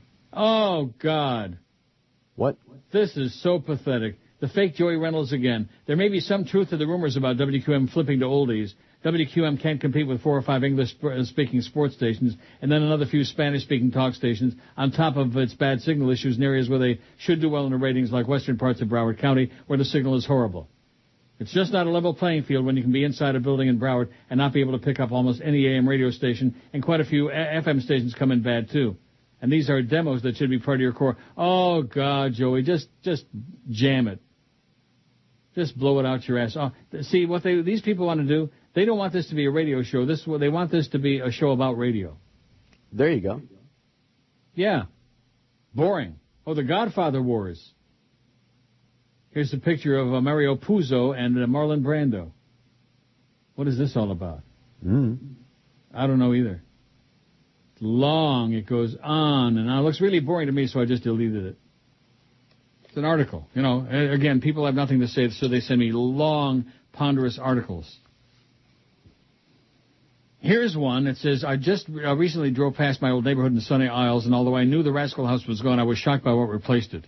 You used to see lines of 90-year-old plus crippled Jews with walkers and canes. They couldn't wait to pay $20 for a kosher sandwich accompanied by some stale coleslaw that had been recycled from previous customers. Some couldn't wait to get their hands on a nice, thick, juicy Hebrew National hot dog. It's since been replaced by a food market that caters to the young Jewish entrepreneurs. It's the Epicure. Also, the 3-story Roachfield motels that used to be lined up along Collins have been replaced by Donald Stunk's 50-story 5-star condos, which are all empty. After all this, I was so depressed I drove a couple of miles, went to Gulfstream to feed some cold machine man, which sucked up the 20s like a Jew. This guy's got a Jew problem. Apparently. It happily took my money, didn't give any back. I spoke to the machine, even pulled out my magic wand. Nothing. Signed, another Jorge. Screw all Jorge haters, it says. How do you like that? Wow. Jorge, what'd you think of that? I think he's old Jews with walkers and Jews with it sucking up $20 bills and Juju. I did like Juju bees, though. I haven't had any of those in years. No? Used to pull your fillings out. Yes, they do. Yes, they do. Now, where the hell did you buy those other than the movie theater? Any good candy store would have really? things like that. But yeah, mostly the movie theater. Because as I think back to my youth 100 years ago, I'm thinking about like non-Perels, which also are called snowcaps. Yes. You don't see those like in a store where they sell a lot of candy. And also jujubes, it was the same thing. Right. You'd see them in the movie theaters at the counter, you know. Correct. Am I right? Yes. Now, jujubes. Now, if you want like all the old-fashioned candies, the Jacksons has them all. Do they have Mary Jane's? They have everything. They have things Mary you never Jane heard expert. of before, man. It's just a throwback. It's like going into an old-fashioned candy store in there.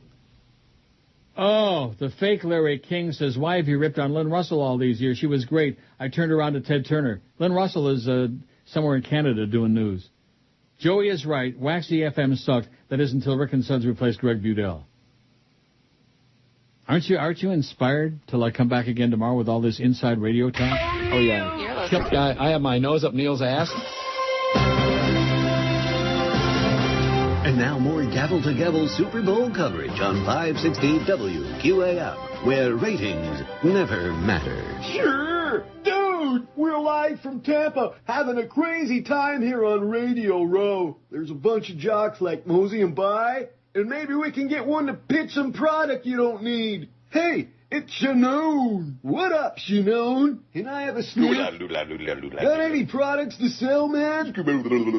No thanks, man. I urinate just fine. Hey, let's go to the big... Oh, you got an exciting update for us, dude? Well, yeah. Well, come on, man. Let's hear about this crazy time in Tampa, man. I had a little dinner last night, a couple of drinks, hooker, and I went to bed. So? Yeah, so it's been a little crazy here. Oh, yeah. It's been a little crazy here, man. Yeah, it's been crazy here. All kinds of crazy things going on, man. Yeah, like crazy. Crazy, man, crazy. We'll be back with more failed format by force after these spots that me and Zach yell really loud. Righto? Yeah. Righto. The louder you yell, the more you sell. I think. Yeah. Oh, the louder you yell, the worse it smell, says Jolly Joe Bell, who ought to rot in hell. But nevertheless, 14 till noon at 560 WQAM. Here's one that says, Neil, I watched Patton last night. It's awesome. It might glorify war somewhat, but it amazes me how stubborn you are. No matter how great a movie is, you can't admit it if it doesn't jive with your political views. What? Similar to how you refuse to watch Forrest Gump or Schindler's List, are you afraid your feeble mind might be influenced by watching something that disagrees with your pinko commie tendencies? I've already seen Patton, sorry. Or you're just unable to stomach it. I can't stomach stupid emails like this by illiterate people. It doesn't jive with your political views. Not jive, jive. Jive, turkey. Like Woodvine. Oh. You're wrong about this. You're wrong about that. Keep it up. I don't care. It doesn't bother me. I get still a pretty decent check. I'm going to tell you, like I said, today is the 4th. So in the next few days, the 10th check is going to be coming up. It better be exactly the same as it's supposed to be without any additional deductions, Jolly Joe. Because if they think they're going to tack on another 5% cut in pay, they can whistle down their ass. Well, it doesn't take place right away. Oh, when does it take place? They said that we should see the changes in the middle of March or something like that. I'm not sure. I see. So in other words, they're still fluid for the next month and a half, is that it? I guess. They can still make payroll? Yeah. Somebody emailed that to me. Oh, I love it. Me too. That's beautiful. Excellent. Yeah, make sure I get that tomorrow morning before the show. You bet. Neil, if you look up the reviews online, people love Joe's Stone Crabs. Not reviews by professional writers, just ordinary people putting up unpaid reviews. And? Yeah. That's fine. More for them then. Right, that's right. More crabs portion. for you, okay? Right, All of you people love it. Go there and enjoy it. Yeah, they can be herded around like cattle. This is like the same crap about trying to convince me how great South Florida is and why I should really come back there and live there. If you love Joe Stone crabs, believe me, go there and eat and enjoy. Smear the maitre d', have a wonderful time, and enjoy. Pig out. When in doubt, pig out. Childish, juvenile. Oh, here we go. Here we go, finally. See, I chastised you, and here we go. All right. Now, how long is this? Oh, this ought to be pretty good. Good. And you know something? I think this is true. Of course, you're so skeptical. You're such a hard ass. Yeah. Nothing worse than a hard ass. That's not true. That's what Father Stool says. Okay. 370 votes on the poll. Our goal is 500. I just made that up. Our goal. I mean, do you realize how silly that is? That I still say it. Our goal is this, and then people start voting on there, they're helping us meet our goal. Well, that's good. It's like trained monkeys, Mm-hmm.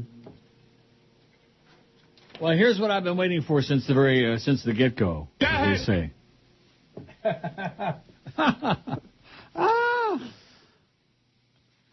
List of all my fake names, says John ZTR. Here's a list of the ones I can remember. I might be leaving out a couple. Also, keep in mind I email from work and it keeps me entertained. Well, good. Mostly emails were negative due to the fact that they incited the most hilarious responses. Also used Geldy a lot because it seems to light a fire on your ass. No, quite frankly, I couldn't give a crap less about Geldy or about Leo. Let's see if Leo... Oh, yeah, Leo Austin. This is Leo Austin. What did I tell you? Yeah. I love it. Okay, so it says. But it still doesn't tell us who this is, though. He didn't say that he was going to tell you who he really was, just all his fake identities. John ZTR thinks that jocks are great broadcasters, angry you don't take calls anymore so listeners can express their complaints. Oh, yeah, remember that one? Mm-hmm. How can we express our complaints if you don't take calls? That was classic. Right, yeah. That was good. Mason Williams, who says that while Neil can't even play fart sounds, Stern actually has guys take a crap in the studio. Remember that? Yep. That was good. Mm-hmm. Akim Mambuganji. African psychologist who analyzes Neil on the show. Thank you and God bless. Mark Hine, who wants Neil fired and longs for the days of Phil Hendry and Neil in their prime. Mike Latham, random negative emails.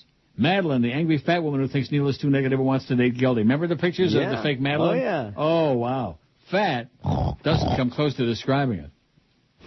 Edward O'Brien, tired of Neil's gay talks and tolerates gays. Oh, that was one of my very favorites. This guy's a freaking genius. Wow, he's very prolific.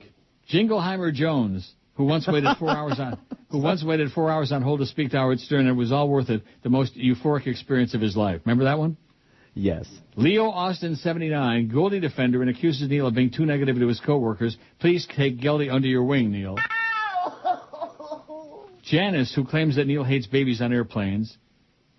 Neil Ganj, emailer who's tired of Brandon elevator dream analysis. And last but not least, Mahatma Gandhi, mostly used to send in positive emails and articles. Well, keep them coming, John ZTR. You're a genius. Wow. And I remember each and every one of these. Too bad we don't have any, spare payroll dollars. We could hire him. Yeah, we could hire you to send in... keep writing our material. Cockamamie emails every day. Keep them coming, please. But you notice... he is not any of the fake radio people, the fake Greg Budell, the fake Barry Jackass. Right. Now, if we could get to the bottom of that, that would make it muy interesante. See, don't you think? Yes, it would. What do you think? Go ahead. Oh. Go ahead! It's over here. Sorry. It's news. Get used to having that. I'm going to have to play all the Chris Matthews bits, side by each. There might be a better excerpt, but nevertheless, thank you. No, there's not. Go ahead! No, that's perfect. That's just the way he says it. And that sounds just like him, too. It doesn't sound like somebody... And that is not... what's his name? It's not? I thought it was. Pettengill? No chance. Are you kidding me? He could do that voice? We can find out. He does a lot of voices. Remember, he used to be good. When the hell was that? Your memory's better than mine is. He did the playing bagpipes. Well, let's play a little bit of that. He did the Buffalo Bill. Hi there, boys and girls. Today, we've got a very extra special friend. You don't realize it until the end. What? Remember where he drops out of character right there at the end? Yeah. Oh, he does that a lot. Yes. He does that in the Runaway Bride. Right. where his voice starts getting low. Oh, okay, then, Yeah, he does. He has a tendency to do that a lot. And then it doesn't make any difference. It's like a one-take Charlie, Sure. you know? Well, here's one we can't play. Playbone Magazine. Yeah. Play it twice. Oh. Well, I'm in the section there with playing bagpipes, and let's see if there are any of these. There are 2, 4, 6, 8 in this box. Play with My Schlong, Play with My Self-Station, Playbone Magazine, Playboy Playmates, Playboy's Dead Babes, Playboy Dead Babes, Played with Yourself, and Playing Bagpipes. I don't think so. Although maybe let's see. Playboy Playmates? People see me in the store. I'm looking for love forevermore. And they know that I will succeed. 'Cause I'm looking for a Playboy magazine. So far, so good. My one and only girl stood there with her beautiful curls.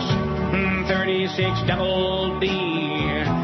Penny Baker wanted me. I pinned her up on the bathroom wall. Where I put her, she did not look tall.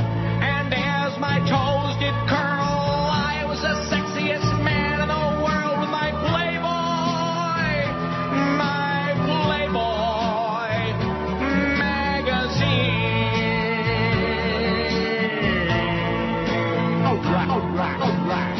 I had Penny and all of her friends. No jealousy over the Barbie twins. I had Jenny McCarthy before she became an MTV whore. No one will ever know how much I love them all so. My hopes, my dreams come true. I must start in all of my dreams with you. My Playboy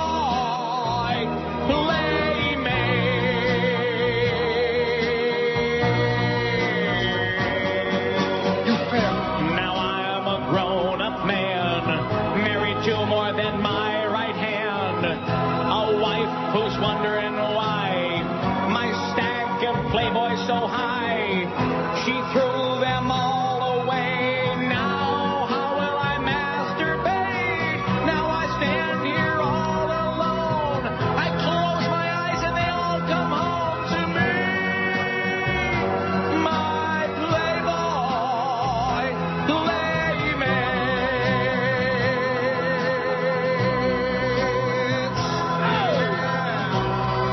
Honey, where's that Victoria's Secrets catalog, honey? Honey, do we have any tax? Oh, Neil. You're listening to Neil Rogers. Well, it be the 12 to 1 hour on WQAM. Hey, it's Chris Matthews playing Hardball for 2009. I'll tell you what, I got fat over the break. I ate so much turkey when the doctor put his hand up my colon to do my exam, he pulled out stuffing. I'm serious, there was actual breadcrumbs and chopped onion. Not that you care, but it's going to be a tough year for yours truly. I can't bitch, moan, whine, and complain anymore because my guy's in the White House. Maybe it's time for me to go after another group of people or get a hobby. I've always wanted a hobby. Maybe I'll learn to play the trumpet or the sousaphone. Stop! I lost my mind for a minute. Nobody cool plays the sousaphone. It's impossible to look cool while you have that big donut around your head. Why do they always make the fat kid play the sousaphone? Anyway, let's get right to it. Play Hardball. My first guest for 2009 is the President of the United States. I should say outgoing George Bush. How are you? You have a crazy laugh. Anybody ever tell you that? You make me nervous. Why are you looking at my zipper? Does it bother you having the last name Bush? Does it? Answer the question. Well. Go ahead. Go ahead. Time's up. Don't answer that question. My next guest on Hardball, first episode 2009. Don't have another guest. Realize people don't like me anymore. Won't come on the program. Got to talk to non-issue people, like Congressman from Maine. What the hell? Guess 2009 makes me the news anchor most likely to play the sousaphone. Hardball back for another year on MSNBC. Happy New Year. And back to you. Happy Shavuos. Anybody who doesn't like those has got no sense of humor. Is a dullard. I checked, and by the way, they are Pettingill. Are they? Yeah, I'm on the website. How can you now. check that? I'm on the website. You get a CD. I have to go to the website and download them, and it says, thanks, Todd Pettingill, WPLG, New York. Really? Yes. Well, I have to tip my hat. It's about, well, how many years did he go? About 30, man. In between funny a lot. bits. But, you know, when you make 100 bits a day, one of them are, is bound to be funny. No. No? Not lately. No, Not you're until right. These. I agree. They're just long, they're fat, they're time killers is all. Mostly. And most of them are in that same voice, too. That same, you know what I mean? I agree. John ZTR, who's now my all-time favorite emailer, bar none, he says, I don't know who Mr. Radio is, but he posts on the Stern Fan Network and on radioinfo.com boards. Yeah, well, we know who he is. He is Mr. Radio. He's a chronic groupie with no life. I have no life. And we haven't heard from him lately, so count your blessings. So how do you like that? And you didn't think this guy would, come through with any crap? I will admit, I didn't think he would. But he did. He did. Wait, He's just a guy in the orifice. Kudos. Let me give him let's hear it for Mr. ZTR or whoever he is. Or ZTA. Steve says, I know you go to Woodbine and play the slot machines. As a matter of fact, at 2 o'clock, I'll have my pants and my shoes and my shirt, my pantaloonies, and I'll be zipping out with my lesbianese terrorist cab driver and on my way again. I had a bad day yesterday, but, lately it's like every other day. Yeah. I do good. Monday night I did great. Yesterday I did pretty bad. Not horrible, but not good. And today is Wednesday. I'll do okay. Is there any truth to the rumor about... Can I do this? Why won't it play? Go ahead. No, it won't. It won't play. It won't? I broke it somehow. What have you got it in? The regular computer. Because it was just emailed to me. I haven't dubbed it into anything yet. Is there any truth to the rumor about the higher the denomination, the more often the machines pay out? That is true. You're better off playing dollar machines if you can afford them. Stay away from the $5 machines unless you're a billionaire.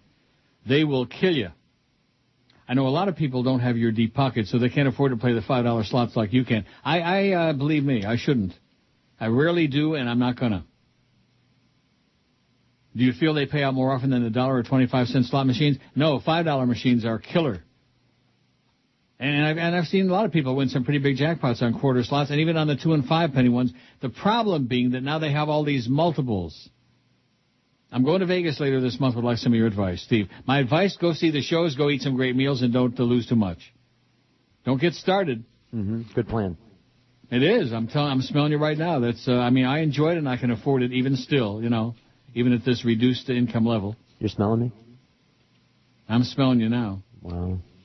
Ooh, not good. JP says, just watch Network again. I think the problem with these young punks is a total inability to watch a movie without special effects, guns, or explosions, or stay awake. One of the greatest movies ever for 1977, says JP. For any year. Oh, I found it. Oh, there we go. Okay. I beat you to it, though. Go ahead.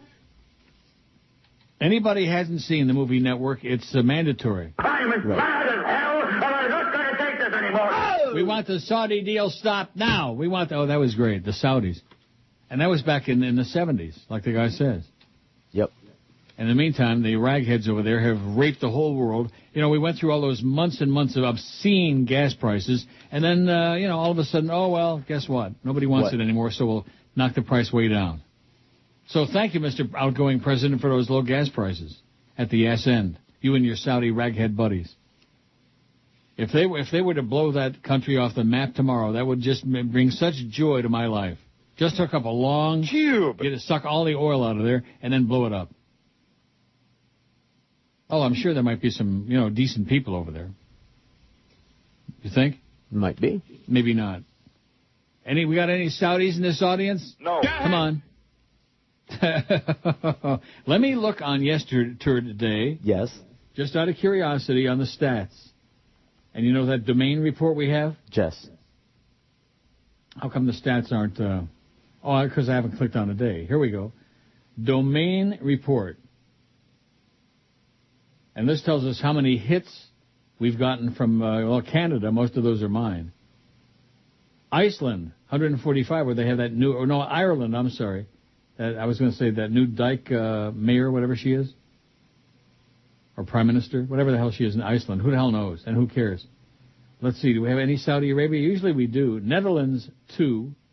Boy, pretty weak. No Saudi Arabia yesterday. Slovakia, 6. Japan, 5. Denmark, 1. New Zealand, 1. Saudi Arabia, 2. Wow. A couple of big machers over there in Saudi Arabia listening to the show. Well, you know what? Chabdir and Dreard. How do you like that? Call up the Israelis and have them interpret it for you. 404 votes on the poll. I'm not going to read that. It's just 2. I don't know. It's okay, but there are too many long choices on, you know? Don't you have an aversion to reading long poll choices? I have an aversion to reading short ones. George says he's got an aversion to short ones.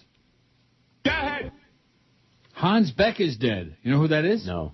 In Frankfurt, Germany. Oh, by the way, if you ever go to Germany, do not go to Frankfurt. Boy, okay. That's a crappy place. Thanks for the tip. Hamburg's not bad. Hamburg is beautiful. I don't want to go through that thing about the lakes again because I always get it wrong with the name of the lake. But Hamburg's beautiful. Berlin is sensational, and Cologne is, the best. Cologne, Germany? Yeah. Next time you go to Amsterdam, get on the train, 2.5 hours on the train to Cologne. Cologne? Beautiful, beautiful city, beautiful people, great food. What's not to like? And they have that big old church. One thing about most of the cities of any size in Europe, they've got an old church. You know what I mean? A big old church. Wow. Like in Firenze and Florence. They got a huge, huge old church. In Amsterdam, they got the old church right by what used to be the red light district. I'm not sure if it is anymore. Now that they're cleaning up the city, nobody wants to go there anymore. That is so tragic. Mm-hmm. Tragic. I mean, like Copenhagen. Before I ever went there, I guess it used to be really like pervert city, you know? Mm-hmm. And then they cleaned it all up, and now all there is a bunch of 7-Elevens. Every street corner, there's another 7-Eleven. Yeah. And they have pizza at 7-Eleven by the slice. Pizza? All for Yeah. me. That's right. A slice. And it was pretty good, as I recall. I recall the kid that was working there at the counter, much better, but the pizza was pretty good, too. Pretty tasty. And maybe he would have been, too, but didn't get to find out. Hans Beck, creator of the colorful plastic Playmobil toy figures that sold by the millions around the world, has died at age 79. Does that ring a bell with you, Playmobil? Playmobil? Playmobil? I'll have to look it up. Play, M-O-B-I-L. One word. Giobra Brandstetter GmbH and Company, which owns the Playmobil brand, said in a statement that Beck died January 30 after a long illness. A trained cabinet maker and passionate model builder, Beck became a... What? Yeah. Children's what? toys, like for little children. Oh. Beck became a pattern developer for Horst Brandstetter, owner of the Zerndorf-based company in 1958. In 1971, he created and developed the 3-inch tall line of figures for the company, which were dubbed Playmobil and brought to market in 1974. A year later, the simple yet visually appealing line went global. It has since expanded to include everything from farm animals to dinosaurs, along with planes, trains, automobiles, and ships. Some 2.2 billion of the toys have been sold since their debut. Playmobil is a toy that doesn't impose specific play patterns on children, but rather stimulates the imagination, said Beck, who retired in 1998 after becoming the company's longtime development director. Beck said once his main rule for toy designs was no horror, no superficial violence, and no short-term trends. Originally from Germany's central state of Thuringia, Beck is survived by his wife and son. Rest in peace. Mm-hmm. Why do they always say that, rest in peace? It's a thing. How else are you going to rest? You're going to have, like, nightmares? Right. You're going to, like, toss and turn? You might. Like Bobby Lewis? That's right. Bed bugs will bite. Tossing and turning, Bobby Lewis. I bet you got that. Coming up. 1960, 61 maybe? What do you think? 61? Waiting for it to come up. Tossing and turning. I couldn't sleep at all last night. What year did you say? 60, 61. 61. There you go.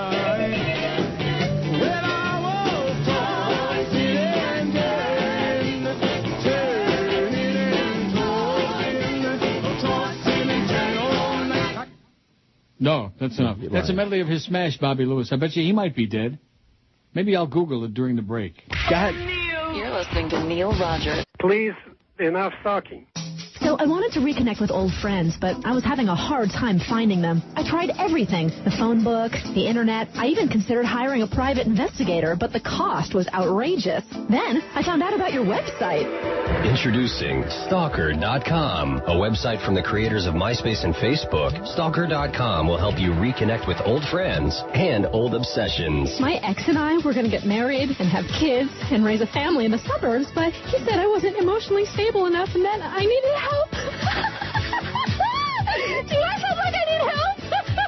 Creating a nameless profile is easy. Just log on to Stalker.com, fill out the questionnaire with your personal information, and then you'll be able to send anonymous, threatening messages of harassment to anyone that's listed on MySpace or Facebook. You got mail. Huh? Who the hell sent this? Oh, what the f***? Why can't this just leave me alone? I'm going to make you love me. Yes, that's it. I'm going to make you love me forever. Even if it kills you. And me. I love you. Stalker.com. Yeah, we can relate. Yeah. 12:17 at 560 WQAM. Bobby Lewis is still alive. In fact, February the 16th will be his 82nd birthday. Don't forget, today's the 4th. Only 12 days till Bobby Lewis's 82nd birthday. You're not going to make me write that on the calendar, are you? No. I wonder if he's still tossing and turning, do you think? Maybe a little bit. Just tossing. Kathy says, forgive me if you mentioned this before today, which I did not. Know you love Karen Carpenter as much as I do. I don't think quite as much, Kathy. I liked her just fine. I liked her music a lot. Today's the anniversary of her death in 1983. I just wanted to make a note of it. Playing songs would be nice, but it appears we won't hear them until the show goes on the archives. Now, I don't understand what that means. What don't you understand? It says playing songs would be nice, Carpenters, but it appears we won't hear them until the show goes on the archives. What does that mean? I don't know what she means by that. She must not be listening right now.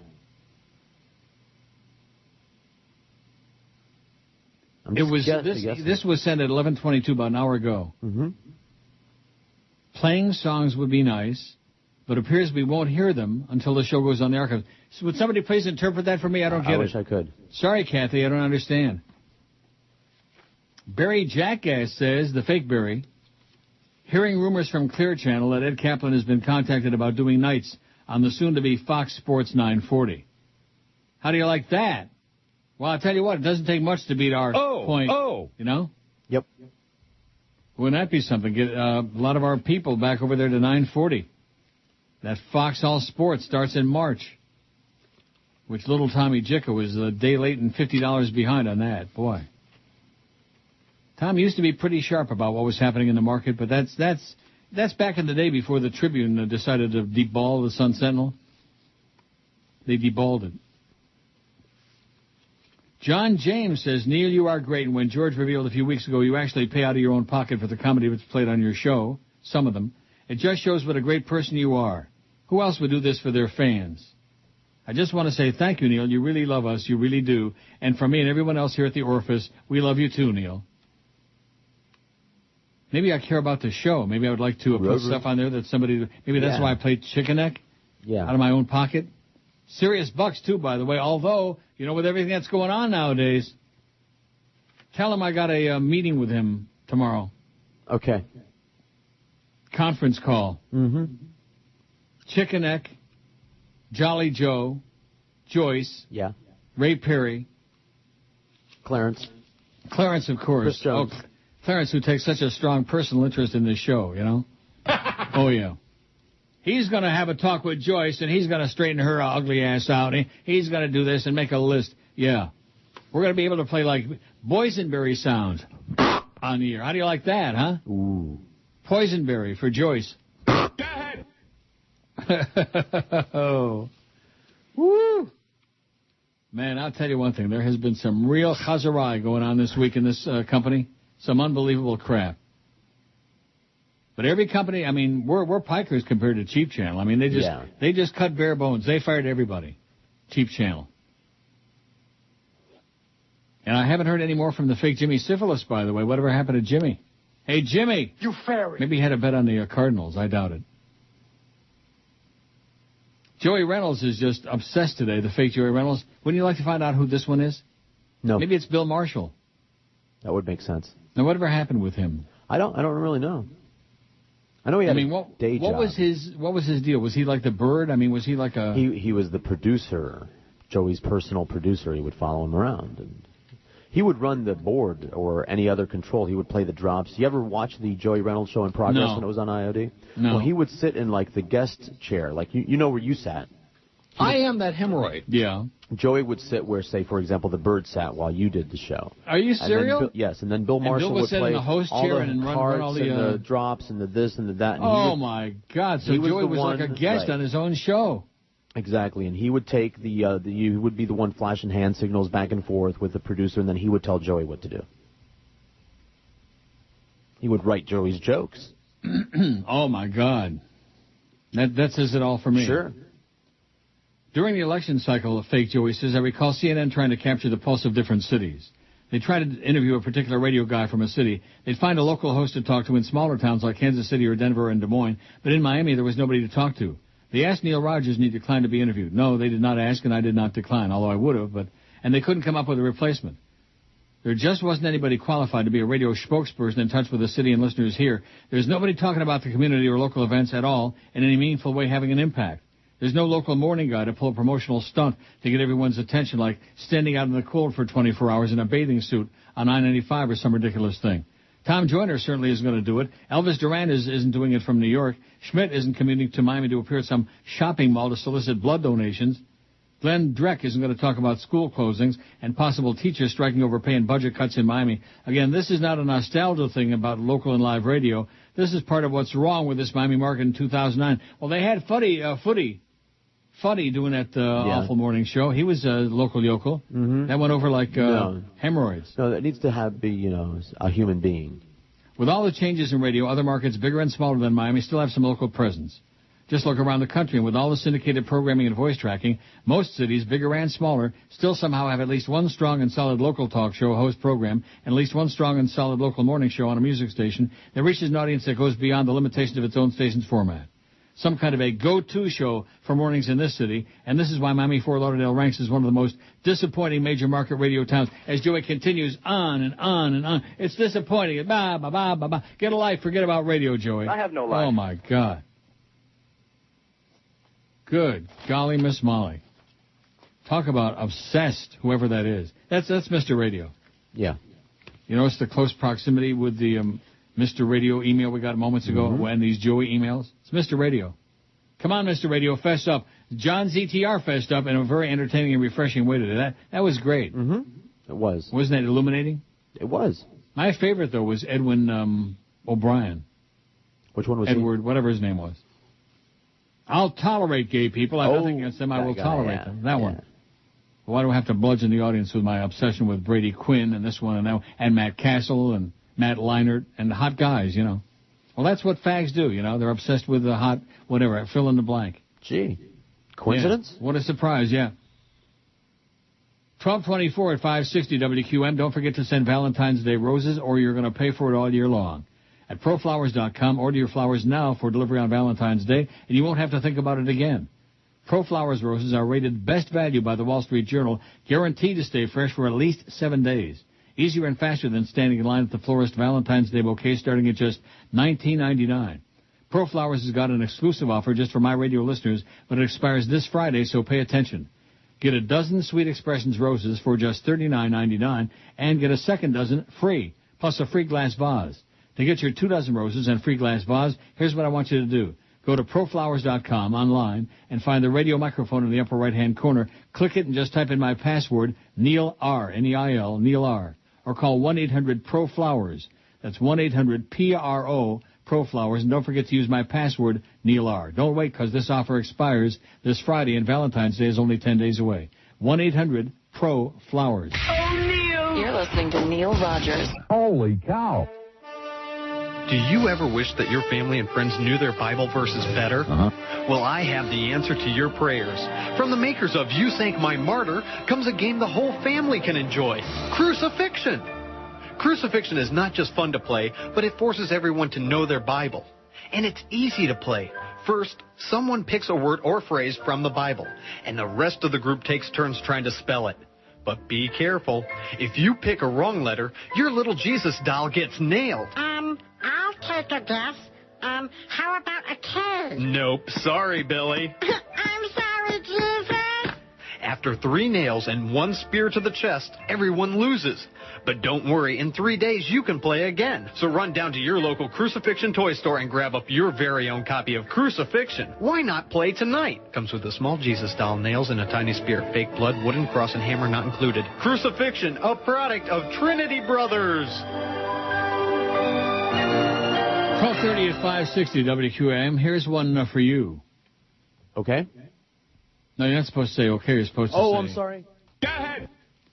If George loses his job and he's not moving back in with me, this is from Mother of George. I see. He smokes too much reefer and farts in his sleep, and that wife of his, oi. Can he move in with you, Neil, please? Mother George. No. He farts too much and smokes too much weed. These are all true. And that wife of his, oi. Yeah. Sorry, Mom. How old is Mom, by the way? Mine? 444 on the poll. We're going to make 500. Yeah, yours. Not mine. She's dead. 85. 85. Oh, boy. She's got at least another 10 years to go. Or, I'm sorry, she's 84. She's going to be 85 Oh, soon. well, 11 years, like I said. Mm-hmm. Are you faxing me something? Yes. Okay, one moment, please.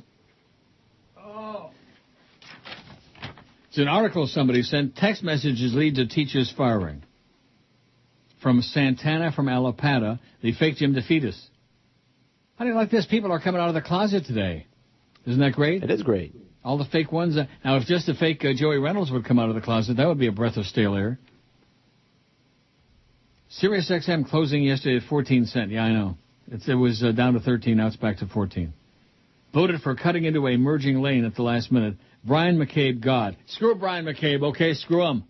And screw Vesa Toskala. Couldn't stop a beach ball from 600 miles away. If it was rolled by a 2-year-old. George would smoke it, though, if it was rolled by a 2-year-old. Boy, how do you like the size of the type on this thing? Pretty tiny. The Broward School Board fired a high school teacher yesterday for sending a student inappropriate text messages and pulled a Sunrise Charter School's permission to operate. Wow. Sunrise Community Charter School, which shut its doors in January after being forced out of 2 different locations, will not be able to reopen for the 2009 and 10 school year after the board yanked its charter. They yanked it. The school could reapply for a charter by August 1st for the 2010-11 academic year. The 2-year-old school moved from an Oakland Park Boulevard church to a Tamarack building over winter breaks after Sunrise City officials said the church was never brought up to necessary safety standards to operate a school. 2 days after opening in Tamarack, the school had to close because it didn't have permission to move in. The school's 147 students had to enroll in other elementary schools. Franklin Zamel, an attorney for the charter school, argued that both closures were beyond the school's control, in part blaming unusually tough enforcement by the city of Sunrise after giving the school a clean inspection last year.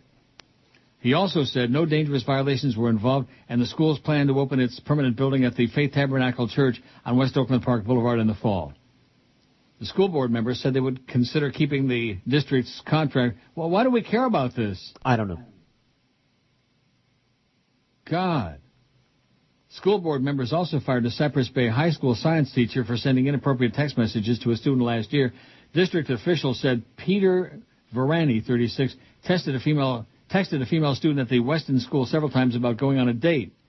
He also texted the girl's best friend about it, a message Varani admitted to, but insisted was a joke.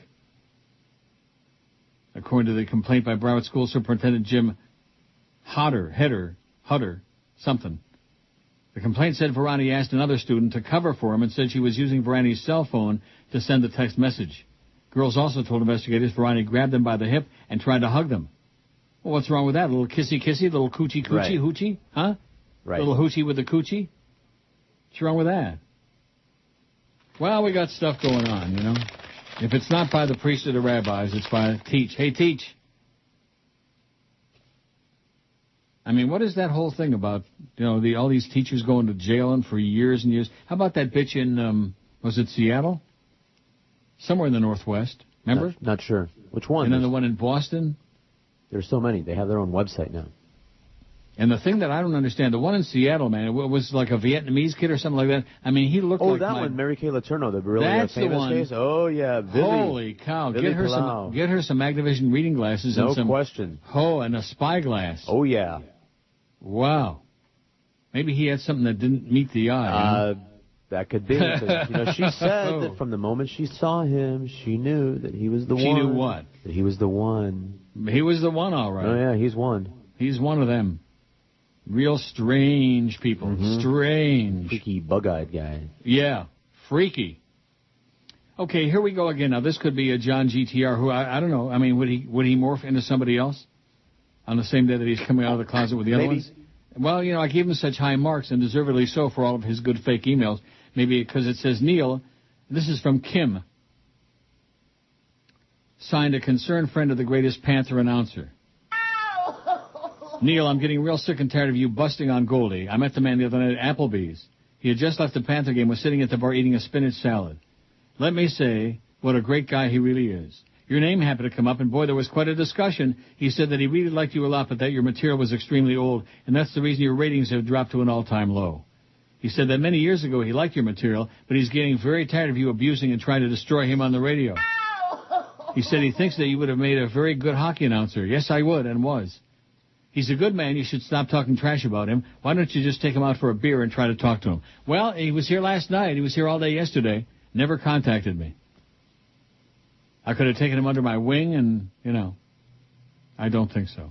Personally, I think you're jealous of him because he has a great job and does an excellent job on the radio. I'm jealous of Geldy, no question about that. You should take a serious pay cut because, as Geldy says, your material is very old and outdated. Hopefully soon he'll take the 10 to 2 time slot. Maybe it's Goldie, what?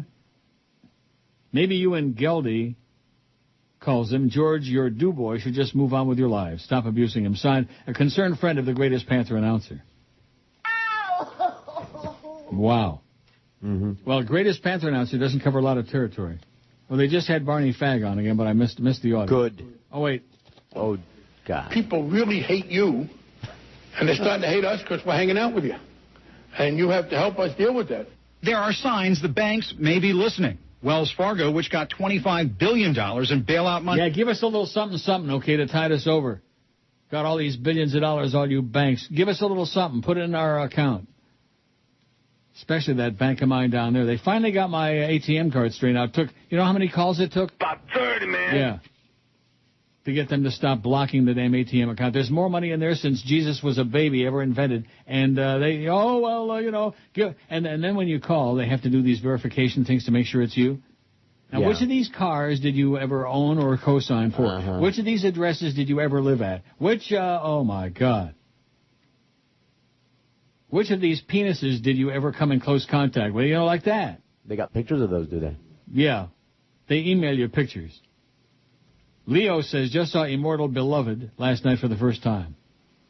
It's nice when Hollywood actually made movies that are not for idiots and explosion chasers. Mm-hmm. P.S. Please tell me they have they're not 86 the bars in Amsterdam before I got it to get to go. Well, I don't know. I haven't been there let's see, we were there last year. Mm-hmm. And they hadn't done it as then, but all this other stuff came up since then. I think there are mostly the coffee shops, a lot of them are going. The red light district, a lot of it is going. Most of the tourists, they're going someplace else. It's a good movie, by the way, that he mentioned. What? Immortal Beloved? What is it? It's the Beethoven movie. The Beethoven movie? Yeah, it's about him. Oh, you have to be joking me. You think phenomenal. I would watch that? I don't know why not. It's a phenomenal movie. It was great. Great story. I won't even watch Schindler's List. I know. Well, this one doesn't have anything to do with Jews. So maybe you'll watch it. And what's the one that, what's his name, was always trying to get me to watch that he gave me the Shawshank Redemption? Shawshank. Oh, you seen Shawshank yet? No. In fact, one of the things that I really despise about MSNBC is the fact that on the weekend they have Lock Up and all these other jail shows. I mean, who the hell wants to see that? Who wants to? I mean, even Jazz McKay won't watch that crap. Right? Yeah, I don't get it either. You're right. Lock Up. Yeah. Who gives a rat's? Whoever came up with that idea at MSNBC ought to be, you know what? Shot? Locked up. Oh. Kathy says, I was making a cryptic reference bad joke about your reading of the rabbi pedophile story that was interrupted by the stupid EBS test, meaning about the Carpenters music we'd have to listen on the archives. Oh. Sorry. Oh, I get it now. Sorry, says Kathy. Don't be sorry, Kathy. We're sorry. Are we going to play a little Carpenters there because today is the anniversary of her death? If you wish. A little. I'll say goodbye to love. She sounds so butch in that, you know. Goodbye to love. Rainy days and Mondays always get me down. No. I'll say goodbye. It starts out just like Rainy Days and Mondays. No one ever cared if I We're never going to get to that great guitar riff. There you go. How'd you do that? Magic. Magic, man. George is the magic man. Oh! So when you get canned, when they make more cutbacks and they can your ass. And then how do you like Joe Bell at our meeting on the phone on Monday or Tuesday, whatever it is, Monday, coming up with that crap about how it always used to be 2 people on this show? Yeah, that's because we've had that conversation a million times. I was there and you were there. We didn't need a third person because I wasn't doing the show from here. So what the hell is this idiot talking about? Maybe he has Alzheimer's. He is old-timers. Fat-ass old-timer. That's what Flea told me. Love, look at the 4 of us. Come on, what did you chop her off there for? Because... Come on, Karen, a little watercress sandwich can't be all bad. Little Atkins is okay. Have you a cheeseburger? Go to Five Guys, a burger and fries. We're not hearing Karen. We're just hearing music. I have always been a dreamer. What is that? I have you. You do? Right here. I got you ready. Go ahead. I was born to belong. Never heard that before in my life. Well, nevertheless. Was that a smash? Yeah, here we go. Oh. That sounds like Herb Alpert, you know what? It does. It does indeed. Yes, it does. Sing a song. And they were on A&M Records, right? The Carpenters? I believe they were. Hey. I bet you a dime's dozen. It's Herbie Albert. Albert. Marv Albert. I bet you somebody knows that story. About that band leader. Yeah, I heard that story. Well, I ain't no band leader. Yeah. I don't care how many. I'm not going to race him, though. I'm going to put him out to stud. Cartoon.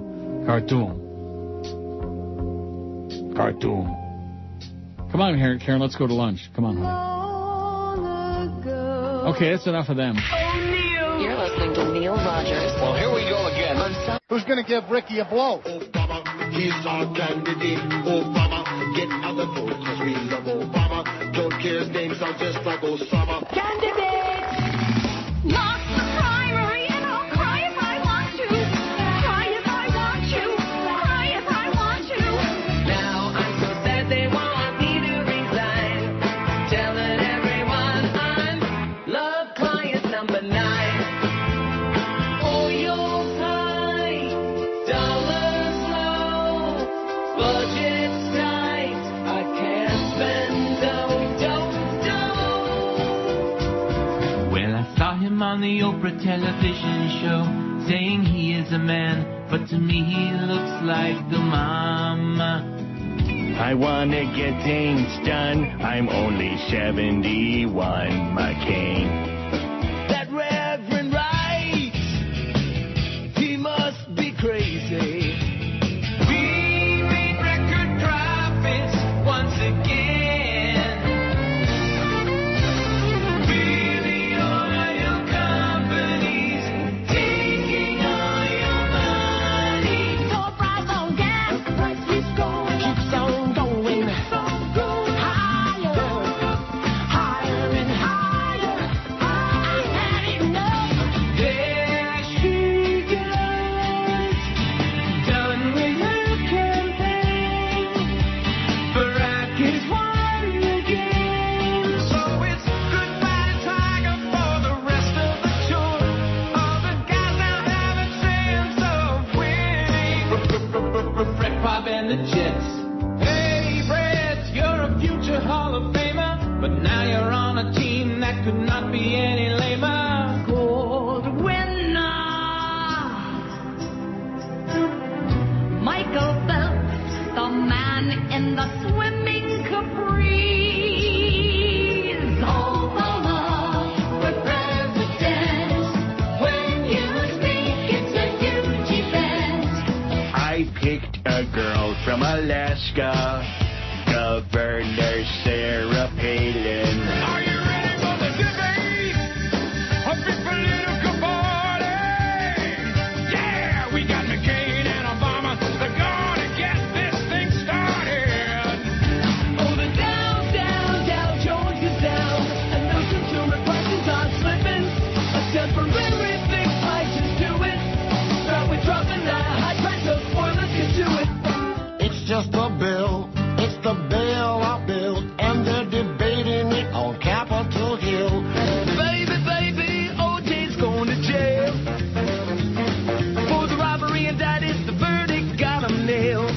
not a doctor. I'm Joe the plumber, a hard worker. Don't drive a Hummer. We're the big three. We're the big three. Chrysler GM4. Chrysler GM4. We are the jerks who flew our private jets and then said we're poor. Oh, man, we are poor. Well, it's better right now. It used to be high. You got a big smile, I'm telling you why. The price of gas is coming way down. George had to duck some footwear during that farewell speech. A couple size 10 went flying. They came up at Iraqi's feet. We were moving on up to the White House. Kick those Republicans right out. Moving on up to a new house. And moving in with no money down. Now, what the hell is this about? What? From John James. Remember John James who was ripping you last week? Yes. There's a spot that plays online where Mandich is going on and on about how great the Steelers are. He sounds like he's having an orgasm. Can you tell Jim he didn't win? What does that mean? So please, Jim, stop being a jerk. You didn't win, so stop acting like it. Steelers won. They didn't cover the spread, but they won the game. Well, what does that mean? I don't know. He didn't win. Well, you're an idiot, John James, whoever you are. Probably a faker. Here's one that says, Neil, you've gone too far. I put up a lot of crap from you every day as I listen to your gayness on my radio. How dare you say something negative about the greatest movie ever, Shawshank Redemption? I'm truly shocked, almost disgusted enough to stop listening. Good day, sir. Douche Nozzle Chris. Douche Nozzle. All right. Oh, I love that name. Douche Nozzle Chris. All right. All right. Now, let's see. John ZTR says, I'm not that person that just emailed you about guilty. So, obviously, now we got a faker. Well, you know an imitation faker. Huh? You knew it would just be a matter of time. Yeah. Now, we do have somebody who came out of the closet. Oh, I knew it. I knew it. Since it seems to be coming out today, I will own up to being the fake Joey Reynolds. Bill Marshall is behind me telling me what to type. And guess who it is? Mr. Radio. Yeah. Of course. Obsessive. Nobody else is like, I mean, all this trivia about Waxy did this and this one did that and, oh, my God. Get a freaking life. I have no life. That's obvious. I mean, I've been working in this business since I was 17 years old, almost 50 freaking years, 49 years. And if that's all, that was my whole life is radio. I mean, I'd already be in a box because radio is finished anyway. How many years have I been telling you that? Radio is done. It's finished. George is really good on the show, says Sal. Earlier in the week, a bunch when George was taking a beating for being lame. Do you follow that? Must have missed little grammatical problem there, yeah. I'd like to add my 2 centavos. Well, go right ahead. As lazy and boring as George is, he's doing his best under conditions that you've set up. What do people expect from George when you, his boss, doesn't even give a damn about anything anymore? Why is George somehow blamed for all of this? The audience is taking out their anger on the wrong guy. If Neil doesn't try anymore, why is George supposed to? No, you got it backwards. George is the one who says don't try anymore. Right. I used to work in a company and the boss started to slack off big time. Do you know what happened next? The company went bankrupt. Everything comes from the top down, Neil. It's no surprise that WQAM is firing people this week. No, that was last week. This week they're slicing everybody's pay. Get it right, Sal. That's right. I'm the one that made George boring and whatever else he said. Stop it. Captain Singh is back again. Don't mean to be a chronic emailer, but wanted to share a picture with you. I'm sure the audience will enjoy it. My parents visited Elkford, B.C. recently, where they have a lot of mining near mountains, and they took this picture with a monster truck. My dad is 6 feet tall, so you can just imagine how tall each of the tires on this truck are. Wow. Wow is right. The tires are like 15 feet high, and the monster truck is like, I don't know, real high. By the way, would you ever consider living in Vancouver over Toronto? I like Vancouver a lot. I love it. But you know the problem with it? It's just too damn far from everywhere. Okay. You know what I mean by that? Well, it's way over there. It's like Vegas. Oh, when are you going to go back to Vegas, Neil? I'm not. It's too far. It takes too long to get there. There's nothing there that I can't do right here. I can lose my ass here. In fact, I got my shirt on, my pantalones, not my shoes yet, though. I still got my slippers on. For that Dr. Al who's like keeping track of every fart and every... Are they pink? No, they're white. They're not pink. They're white like a bunny rabbit. I see. My ass. I bet you it isn't. What? Go ahead. It is. So how do you like that? Now John James turns tail after ripping you all week, and now he's decided to rip me. And I go right ahead. I can handle it. Go ahead. Go ahead. Go ahead. Here's one that says from Kevin. I miss Fat Chris so much I haven't voted on the poll since he left. I hate you, Jolly Joe, says Kevin. Kevin hates you, Jolly Joe. He misses Fat Chris. And my buddy Ken from up the road in Etobicoke sent me a link to a story about the Jonas Brothers. And I actually opened the link. Can you believe it? Wow. One is gay, one is diabetic, and one is ugly. One is gay? Whoa. Gay. I better check that link again. Do some research. Can't be Joey. Hey, Joey. California went broke. You already knew that, right? Yeah. $3.5 billion in payments halted. Arnold will make a couple more movies. He'll make Terminator 5, and everything will be just fine. One is gay, one is diabetic. I know one is ugly. There's no question about that. The Jonas Brothers? Yeah. Now, didn't they... How come we never saw the performance at the inauguration? We saw Urethra with that nasty-ass ugly hat and that nasty-ass fat body. We saw Urethra, and we heard her chop that first country word in half. Yeah. I thought only Chicken Neck did perverted stuff like that. He's catching on. He's catching on. He could be like the next Urethra. It's the 1 to 2 hour. Money has been a little bit tight lately. I only have this much money. I declare bankruptcy! We're all scraping for some dough. All our payments are months behind. My kid wants the latest mobile, but I'm in the unemployment line. She complains to her mother. She needs the best clothes in town. But my daughter can't see that we're broke. She's spending me to the ground. I'm broke. Tell my daughter. No, she don't realize. Daddy gonna spank me? I'm broke from my daughter. Your daddy's little girl. Your dad took money for the school book fair. And we just go shopping. New graduates are asking for breast implants.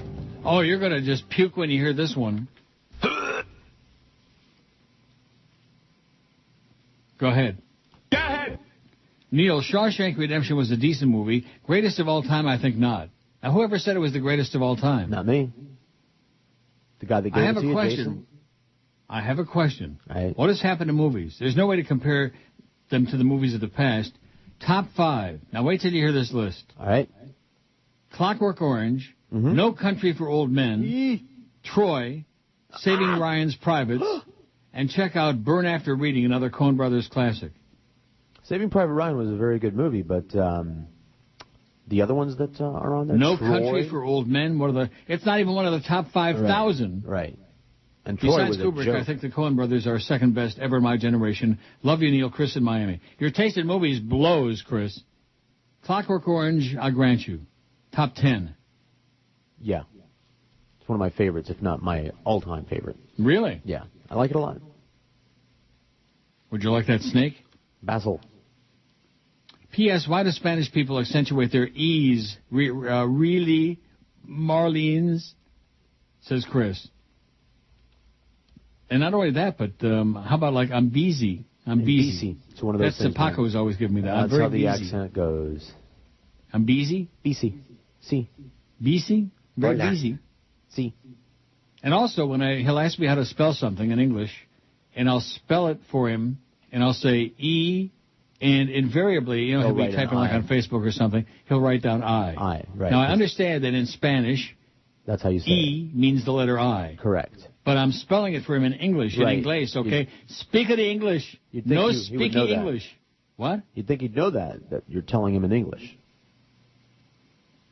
Well, and he actually does speak pretty damn good English, considering his mother told me that when he first came here 4 years ago, he knew chicken and... I'll bet. You ought to see his boyfriend. Good God. Oh, my God. His boyfriend's 20, by the way. Yeah. And hot as a tamale. But anyway, chicken and rooster, those are the only two words he knew. I bet you thought there was going to be another one. Another one in there. Oh, boy. But it wasn't. Yeah. No, he knows that. That's all you got to know, I guess. Yeah, I guess. Lisette says, hey, I wanted to ask if you plan on coming down to Gulfstream this year to make an appearance like last year. If so, do you have any idea which weekend you plan on coming? Keep up the great work. Have a nice day. Have a great day, too, Lisette. But, Jesus, it's the 4th of February. Mm-hmm. I mean, it's a little premature evaluation, honey. Just relax. God, I'm busy. I'm very busy. I wish I was busy with the boyfriend, but that's another story. Now, the boyfriend's name, by the way, is Guglielmo, not Guillermo, because he's Italian. I see. Guglielmo. Now, the only Guglielmo I know is Marconi. Guglielmo Marconi. I see. Right? I didn't know that was his first name. Stuck a feather in his crap and called him Marconi? You didn't know that was his first name, Marconi? I did not. Well, how do you like that? Now, Guillermo means Bill, right? Yes. In Spanish? Yes. I think. No, I know it does, because yes. Bill Calder used to do that deal. Okay. Sometimes. Do I have that one? The I don't know. I don't know. Let me look at my Sometimes I Feel. Oh, yeah, I do have that. Woof, woof. Sometimes I feel like life is passing me by. Sometimes I feel like people don't want to smile. When I listen to your show, you make me smile like a child here. You can help me get by, my friend. Bill Calder on the radio. Bill Calder on the radio. I'm dying over here. My radio, yeah.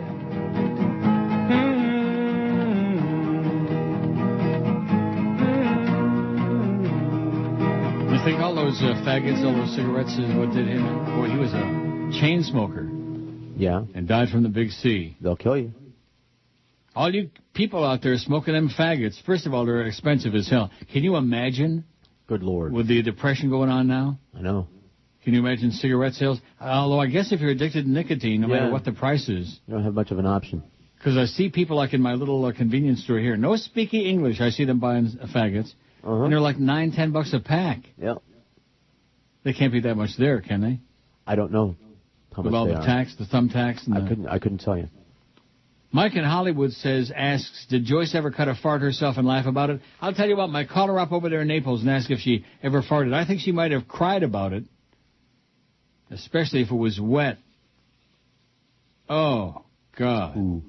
So you told me that she's pretty skanky-looking little bitch. I said she was a mousy little lady. Mousy? Yeah. Is she really? Mm-hmm. Or maybe she's trying to, like, butch up by dictating what everybody can say and do and like that. Maybe she's trying to throw her weight around, even though she don't have any. Fake Larry King. Now, wouldn't it be nice if we got all these IOD fake people tell us who they are, since today is coming out day? And we had John ZTR come out of the closet, and we had Mr. Radio come out as if that was a surprise. Oh, the crap that man writes. The radio minutia. Even the people that he writes about couldn't care less about it. Mr. Radio, get yourself some help, or get yourself a gun. Would be good. Fake Larry says George is morphing into the bird. He hates sports, is becoming a malcontent, and is even starting to cackle at everything. Mm-hmm. Check to see if George has a Phoebe Cates shrine in the studio. And he spells Phoebe, F-E-B-B-I-E, a Phoebe Cates shrine. Oh, so many illiterate people in so little time. Phoebe Cates. She's boyish and goyish. That used to be his term. I know. That was his excuse for being... Yeah. I had to listen to every single one of those shows. Yeah. Well, that was his contribution to the show about boyish and goyish. Oh, he contributed much more than that. Like what? Temper tantrums. A lot of sexual harassment. He used to go in the newsroom, especially, and anything with the boobs on it. the women there, and backbiting. He was famous for backstabbing and backbiting. Was he? You heard it. Oh, you mean like when I was down in the crapper? Right, or on vacation, taking days off. He would put everybody on that you refused to talk to. Right, that's correct. Then encourage them and allow them to rip you an ass. Teresa says, I've been a listener to your show since the 80s. I'm now in my 70s, and as someone who's relegated to staying home all day, your show really helps kill the time. That's what we're here for, Teresa, to kill the time. Recently, this past summer, I listened with my grandson and tried to get him into you. He loves your show even though he's 12, and he thinks you are great for an old man. He likes to dance along to your Mo songs. I'm pretty good for an old man. The problem is that he started asking about sexuality and why some people are gay and some are not. Please, Neil, how do I handle this topic of conversation? Where can I buy old shows from the 80s so I can get him into when you were in your prime? Oh. I can get him into you when you were in your prime. Oh. But she's a big fan. Look him right in the eye, Teresa, and just say... You fairy. That'll tell it all right there. Oh, John ZTR left one out. Yeah. Now, why does it say Tim Harmeyer in the email address? Go ahead. Oh, maybe that was the fake one. Okay. And it is a fake classic. You'll recognize it right away. I'm afraid I have to agree with the negative emails you've been getting lately, especially the ones criticizing you for not taking calls.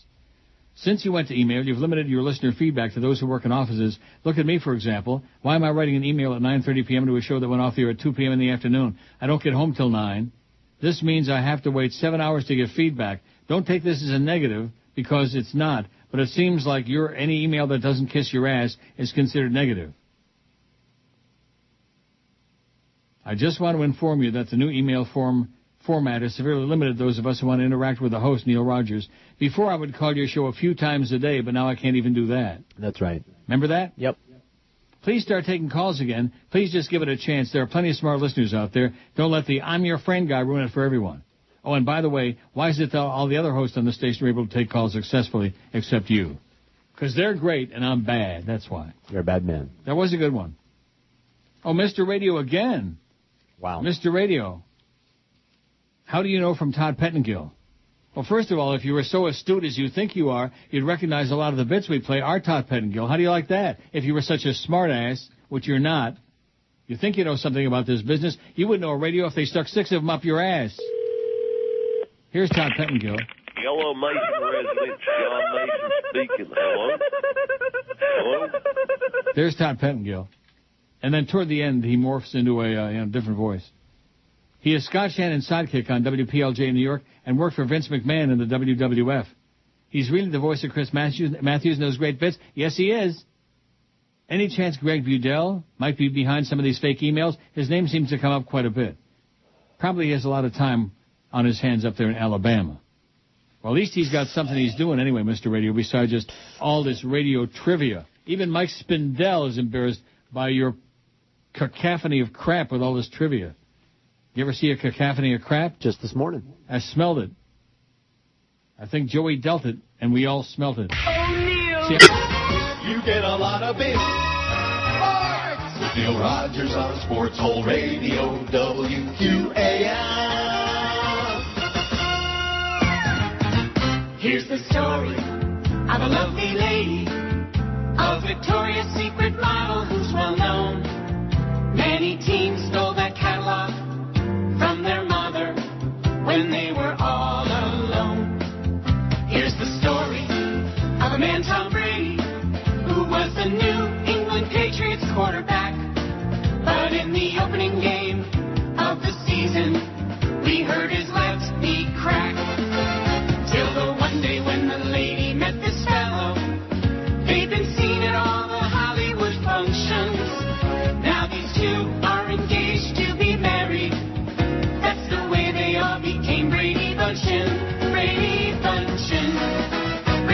Bunchen. That's the way they became Brady Bunchen. Oh, but I thought he was a nice, clean-cut boy. 117 at 560 WQAM. We got 507 votes on the poll. Oh. Eat your heart out, Fat Chris. Tubby. Saw him yesterday, by the way. Did you, and? He was here for the meeting. We chummed up. And? I finally gave him his birthday present. And? And we had a nice chat, and we went on our way. Did he mention when he's going to start doing I told him, posting the stories? No, we did not talk about that. Oh. But he misses us, and I told him that we missed him, especially on days like yesterday or on Monday.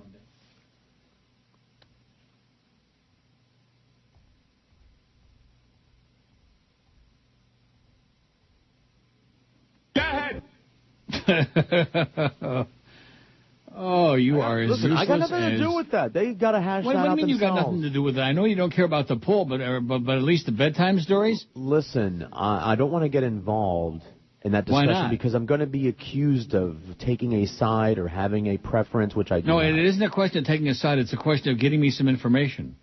Why Since is it I don't not have any come? contact with him anymore, and since Right. Cordis is full of crap. Mark says, what am I going to do with you? I told you this once before a few years ago, but it seems like it's time for a refresher. I need you to stop reading corrupt political and gay priest articles. What's the point? You're reaching out to two groups of listeners. One who agrees with everything you say about religion and politics and doesn't need their time wasted with subjects they already agree with you about. The other group is the total opposite. They're religious fanatics who loathe you for bad-mouthing the church and still believe a politician is honest as the day is long. You'll never sway their opinion on these subjects. So once again, what's the point? If you must continue to read articles, I need you to steer away from these two ponderous subjects, which everyone has a non-negotiable opinion on one way or the other. I need you to do this, and I need you to do that, and guess what? No. Yeah. Get right on it, would you? If you'd like, you may read articles about Christian Bale, Michael Phelps, or free Grand Slam breakfast. I'm okay with that. You may do that. Mm-hmm. But I need you to do this. Anyway, I'm just trying to do my little part to keep your show flowing and your ratings up. I check in from time to time with my commentary and opinions of what I need you to do to achieve this. Take care. Loyal listener, Mark.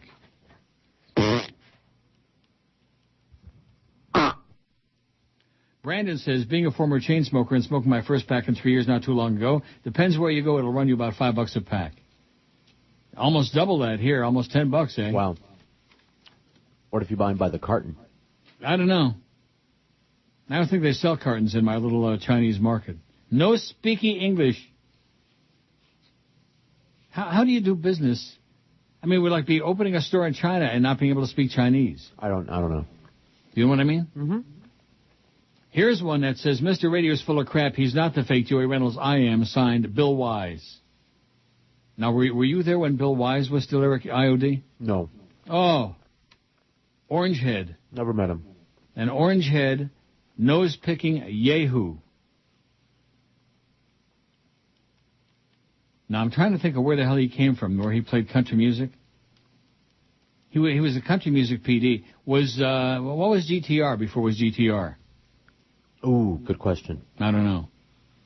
But he was a country music hillbilly hick, Bill Wise. And it was he and Disney who approached me. We had dinner one night to hire me to get to leave Zeta and go to IOD. Bill Wise. Not so wise. Oh, he was the PD. He made Steve Nickel look like a rocket scientist. He made Roy Geary look like Einstein. Wow. Phil Ark says, I only email 2 times a week, but alter egos. See, they're all coming out of the closet today. Good. Only email the show a max of 2 times a week, but after hearing John CTR, it's ZTR, Z as in Zeta, I feel inadequate. I only have one other alter ego. It wasn't much of a success. Remember Jack Nazielski, the angry Jew who would get his friend to protest outside the station for not supporting Israel? Yeah, I like that one. But now I've been inspired to develop whole characters. It's a new day, Neil. You've changed my mind. I used to miss the calls because every once in a while a call would become a drop or something. The emails are the Shiite, the Schmidt. Secondly, you and George were wondering how the bonuses would be distributed. Now ratings come out every month. They're taking the average of every 3-month stretch, and if you surpass the stated goal, you get your bonus. Or maybe not in this economy. How the hell does he know that? I don't know. Unless he's a radio person. Yeah, maybe he's a radio person. We'll have to get that straightened out, along with that business in my next paycheck. No more deductions, Jolly Joe. 50% was bad enough. 55% is absolutely acceptable. In fact, 50% is acceptable, but nevertheless, it's better than being on the street. See, I had a premonition. I knew that this depression was going to be manufactured, that this was coming. And a bird in the hand, a bird in the ground is worth 10 in the bush. Ooh. Probably Johnny Dork will be emailing, oh, you bastard, you were so nasty to the bird, you never respected him. Yeah, haven't heard from Johnny Dork in a long time. It's the real one, by the way. Maybe now that you mentioned him. P.S. says Phil Ark, the Olive Garden is not bad. Maybe the management cooking of the one you went to was bad. Not all of them are that way. Otherwise, why would it be such a popular restaurant? Oh, otherwise, why would it be such a popular restaurant? The masses are asses, okay? What Americans know about Italian food, you could shove in a thumb thumb up your ass. I was going to say a thimble, but thumb was better. Who wants to put a thimble up their ass? I don't know. Have you ever tried it? Schnizzyfit says, speaking of Coen Brothers movies, did you or George ever see Oh Brother, Where Art Thou? In my opinion, very underrated, says Douche Nozzle Chris. Never heard of it. Yes, it's a musical with George Clooney. You're not going to like it. It's kind of surreal. It's a retelling. A musical with George Clooney? It's a retelling of the Odyssey or something like that, I understand. The Odyssey? Yeah. Ravely reviews. My daughter likes it, I don't. So go from there. You mean Homer's The Odyssey? That's the one. It's or like The Odd Couple? A more modernized version of it. Escaped Southern prisoners. WGTR was WA1A. Thank you so much, Brandon. Thank you. Your 97 A1A, Your Music Way. Remember that? That's right. Wow. And who used to do the voiceovers on that station? I don't know. Eric Brandon? Was that it? Somebody. I don't know. A1A, Your Music Way. Well, it wasn't Johnny Dork. One thing you got to hand Johnny, man, he's got a great voice. Yep. I mean, a real nose-picking fool, but what? I'm having a coughing spell, by the way, if you wonder. You're in a coughing spell? I'm having, yeah. Go ahead. Okay, thanks. Oh, the fact that that's Todd Pettengill just leaves me. I got my shoes on, by the way. I got my shirt, my pantalones, my shirt, my shoes. All right. And I'm ready to rock and roll. I'm going to Woodbine right now. I'll see you later. Go ahead. Don't tempt me. Don't tempt me, although we still got a pretty decent pile. See, this is the kind of day, and lately, I think with the exception of, was it yesterday? Yeah. That the emails were slim and grim, like Friday and yesterday. Mm-hmm. Well, it was Super Bowl weekend. You know, a lot of people were planning for it, and then they were recovering from it. Yeah, Super Bowl weekend. Maybe they were hanging out at the bowl. 513 votes on the poll, and I haven't even paid any attention to it because it's got too many long choices on it. And basically the message is people in Florida's driving sucks. In fact, most people's driving blows, no matter where you goes. When I lived in Boston, unbelievably bad driving. Here, unacceptable, grotesque. In Rome, oh my God. In Rome, they just scatter all over the road. There's no, they don't pay any attention to any lines or, they just drive. Yeah, that makes it simple. Well, they're busy looking at those naked statues, I see. Oh, God. Today on Dr. Phil. Let's do it. She's a beautiful young woman who has completely lost her way. Tell me about it. I have a question for you. I'm not going to take any of your questions. What are you afraid of? Russia. What is your point? There are next door neighbors. You understand? That makes absolutely no sense whatsoever. Russia. Are you kidding me? I don't know, but... Are you drunk? Yes. How much have you had to drink today? 6-pack. That is just so wrong. But my gut is telling me it. Are you kidding me? Yeah, she's puke on two legs. Make no mistake about that. 1:30 at 560 WQAM. We got the big O coming up at 2. Wow. And don't forget, after the Mad Dog, we got that Canes basketball crap that nobody in their right mind would listen to. And then after the basketball game, we got DA, which nobody... Well, what's his problem? I don't understand. No, it's just a joke. Don in La Belle, Florida's got a Johnny Dork sighting. Okay. He says, I spoke to Dennis yesterday on ham radio. He's interested in 3D, and I was coincidentally broadcasting live video in 3D from my website here in La Belle, Florida. He does ham radio, Johnny Dork? Okay. Oh, my God. I don't know. Wow. Woo! He's a ham. So why not? So anyway. Yes. Go ahead. The Big O's producer, Brian Spector, just came in and gave me a phone number for Eric Brandon that said that he had the answer to a question you were asking on the air. Yeah. So you want me to call this person during the break? No, I don't want you to call Eric Brandon. All right, just making sure. What are you talking about? I don't think it was Eric Brandon anyway. Me either. I'm thinking it was, who the hell was it? Maybe it was Eric Brandon. Somebody with a really good voice. In fact, it sounded like the person who does some of the production for us. Yeah? Not that one with the fake John Facenda voice. WQAM. It sounds like his nutsack is like hanging from the back of a pickup truck. WA1AI1A, your music way. I don't know. Well, I mean, what difference does it really make? Well, Mr. Radio ought to know. He's the maven. Mm-hmm. He's the expert. Doesn't know squat from Shinola. Let's see. Tell loyal listener Mark that he's wrong. People fit into two categories. All those agree with you and don't need to be bothered by the issues of the Catholic Church, and those who loathe you and reject your reading of the bedtime stories about the Catholic Church. Sorry, Mark, but I'm a fundamentalist Orthodox Jew, schmatahead, who agrees with Neil that the pedophilia that exists in all organized religion, and anywhere else in society for that matter, is completely unacceptable and needs to be rooted out. When in doubt, root it out. We are long past the time that problems like this could not be aired in public. People need to be awakened to this sickness, and it's time for action immediately, if not sooner. Thank you so much. How do you like that? Mm-hmm. Somebody coming to my defense. Good. George got a bit wrong.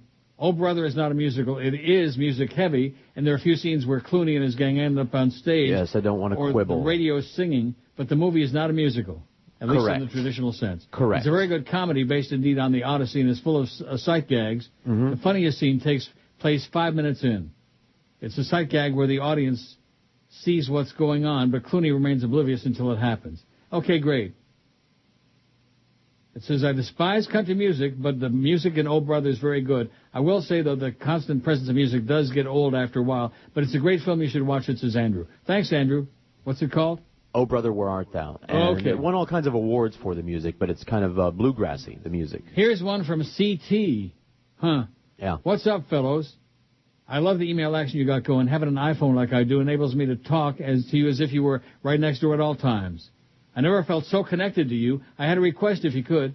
I haven't heard the John Rocker bit in a coon's age. I would love if you played it for me. Anyway, take it sleazy, Slappy Johnson. Slappy. Now, which John Rocker bit? There's old John Rocker. I like that one. Huh? Yeah.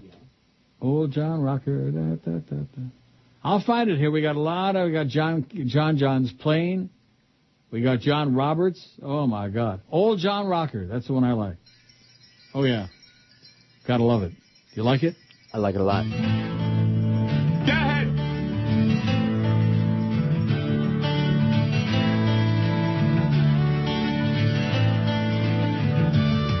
Got a mouth like a sewer and a bad disposition. You're a bigot and racist, full of hate ammunition.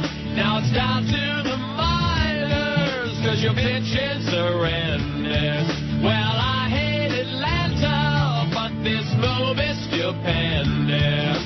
Oh, John Rocker, take up soccer, pack up all your gear and clean out your locker now. Oh, John Rocker, what a shocker. You're so violent you should be a knickerbocker now. Oh, John Rocker, take up soccer, then we can take your balls and kick them all over town. You're such a minor clown. Everybody knows John Rocker's going down, down, down. Well, how do you like that? Short and sweet. I mean, there's a whole bunch. Then there was this John Rocker bit. Hello, Mr. Rocker. How you doing there, queer boy? Excuse me? First up, sir, we will do the Rorschach test. Which they love when you roll your tongue like that, all your boyfriends, huh? Excuse me there? Go ahead. The Rorschach test is ink blots, as they say in English. And I will show you these ink blots, and you will tell me the first thing that pops into your mind. Yeah. I'm looking. Okay. What do you think this is? Homo. Oh, and this? Lesbo. Okay, and this one? Infected Haitian. All right. How about this? Bobby Valentine riding the baloney pony. Interesting. Well, let's move along, shall we? Let's try some word association. I'll say a word, and you tell me the first thing that pops into your head. Idiot. No, Mr. Rocker, we haven't started yet. All right, here we go. Dog. Anus. Cat. Microwave. The color blue. Queer. John, why don't we try waiting a moment before you respond? Jerk. Mr. Rocker, I only wish to be your friend. Yeah, why you got me on this couch, Doc? You Mo? What? You fat boy? John, I'm a married man. Sure you are. What's your wife's name, Chuck? No, actually, it's Gladys. Yeah, you're Gladys. It ain't out that you're a fat boy. I'm out of here. Woo! Why are you running? Stop running, John. John, are you a wild thing? Do you make my heart sing? Shut up. O'Neill. You're listening to Neil Rogers. I'm Chris Matthews. Welcome to Hardball on MSNBC. I got so much spittle around my food hole I could water the grass. Quite possibly it's from all those years of working for Tip O'Neill.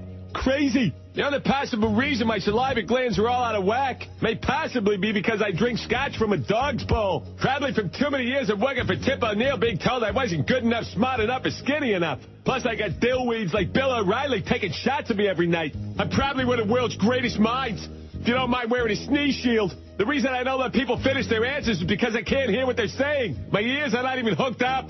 The constant swishing of saliva in my mouth sounds like the ocean. The only time I truly feel comfortable is when we take Hardball out on the road on MSNBC. That way I can try to convince co-eds to come back to my hotel room. That is before they realize in order to kiss me and get close to my mouth, they have to be wearing a mask and a snorkel.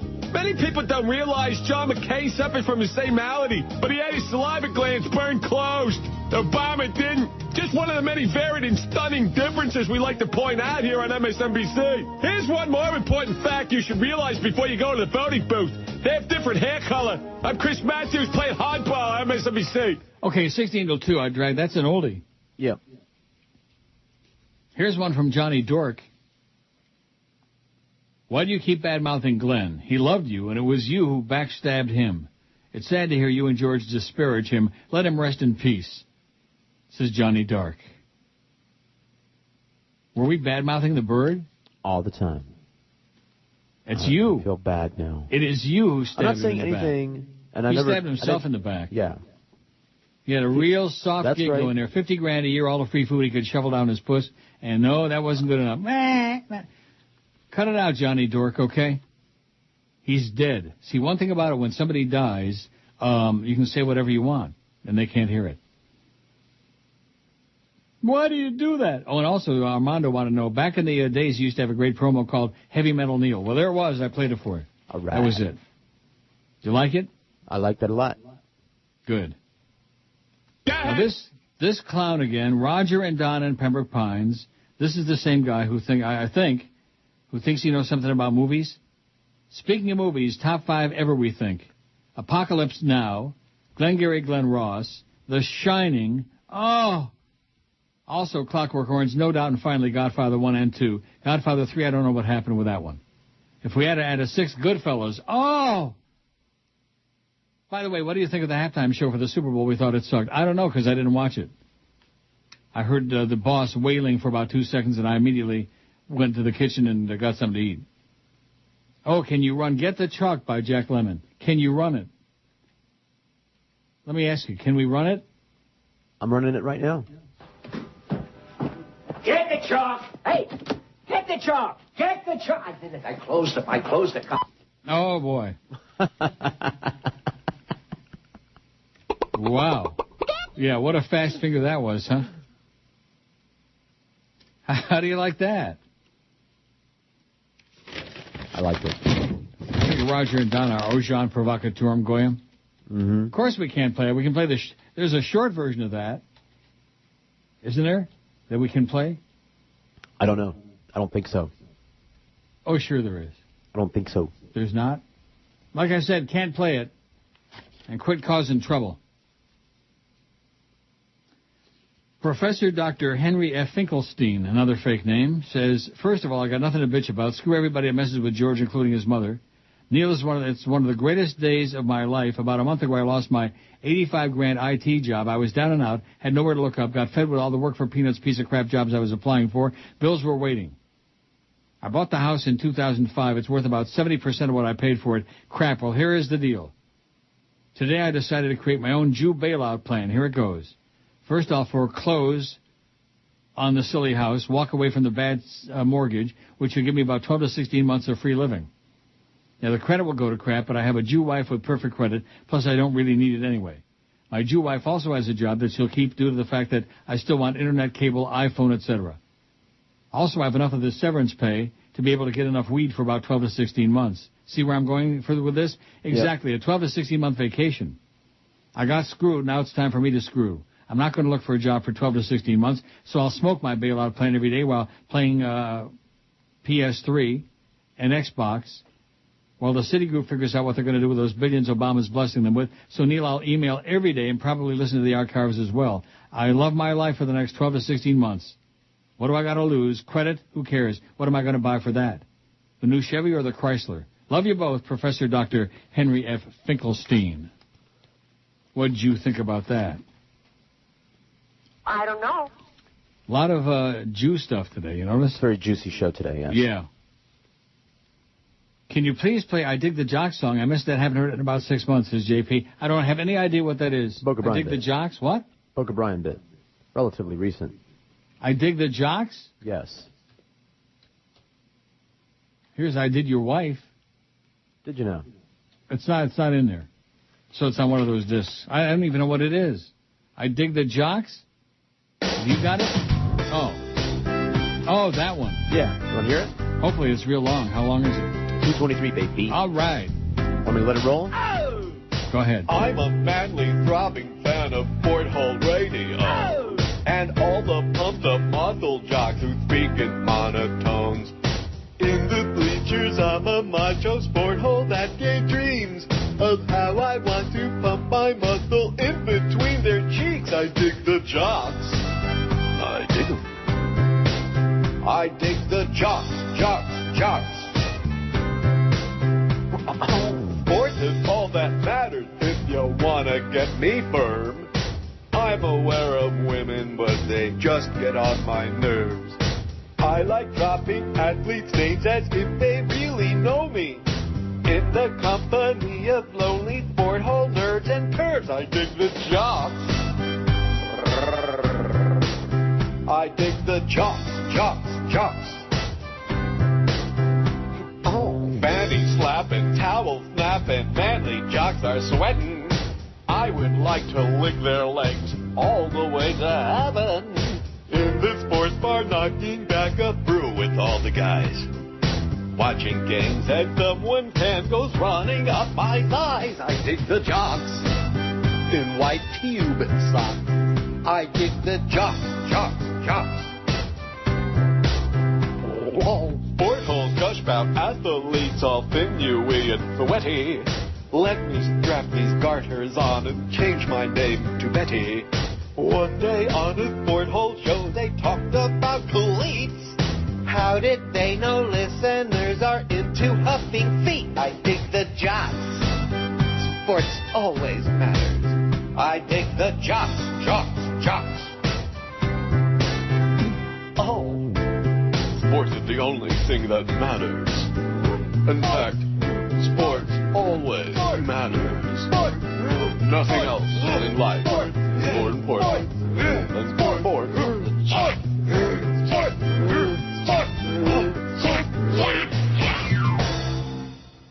Okay, great. 151 at QAM. Here's one from Melissa in Concord, North Carolina. I haven't heard from her in a long time.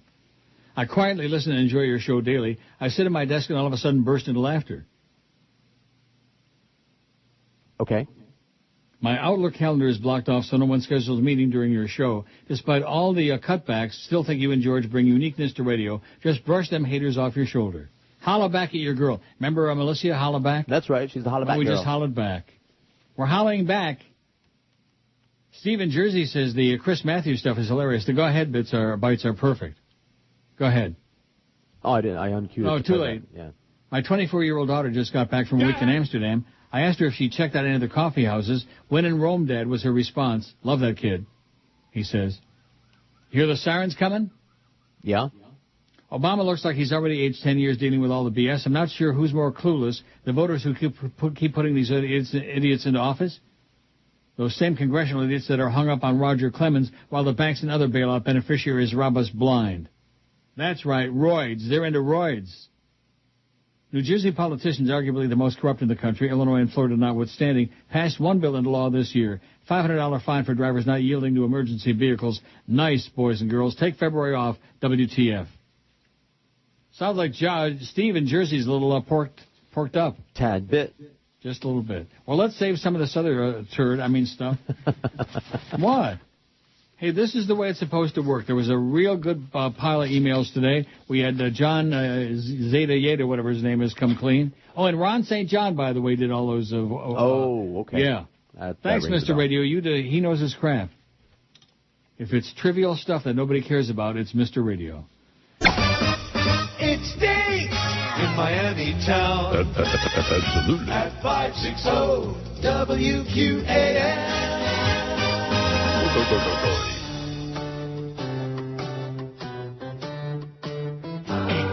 It's been brought to my attention that your ratings are dying now. Well, that ought to show you what a big asset I was to you, and how. You thought you could find somebody good enough to fill my baggy pants? It ain't easy. There ain't no chance I'll ever be coming back. Outside of considering a lucrative contract. If you want to know what'll save you from shutting that transmitter down, why, that's easy. Sure. All you need is more. All you need is more. All you need is a show.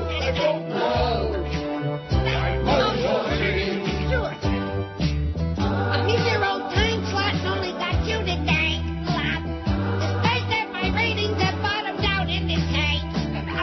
Which radio has the revolving door for the gayest of all whores and squeaky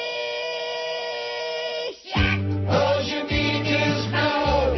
Now see here. All you need is more. And melody. All you need is a show.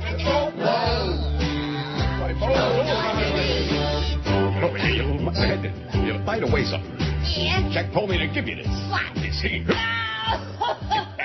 What are you going to do, fire me, huh? Like old times.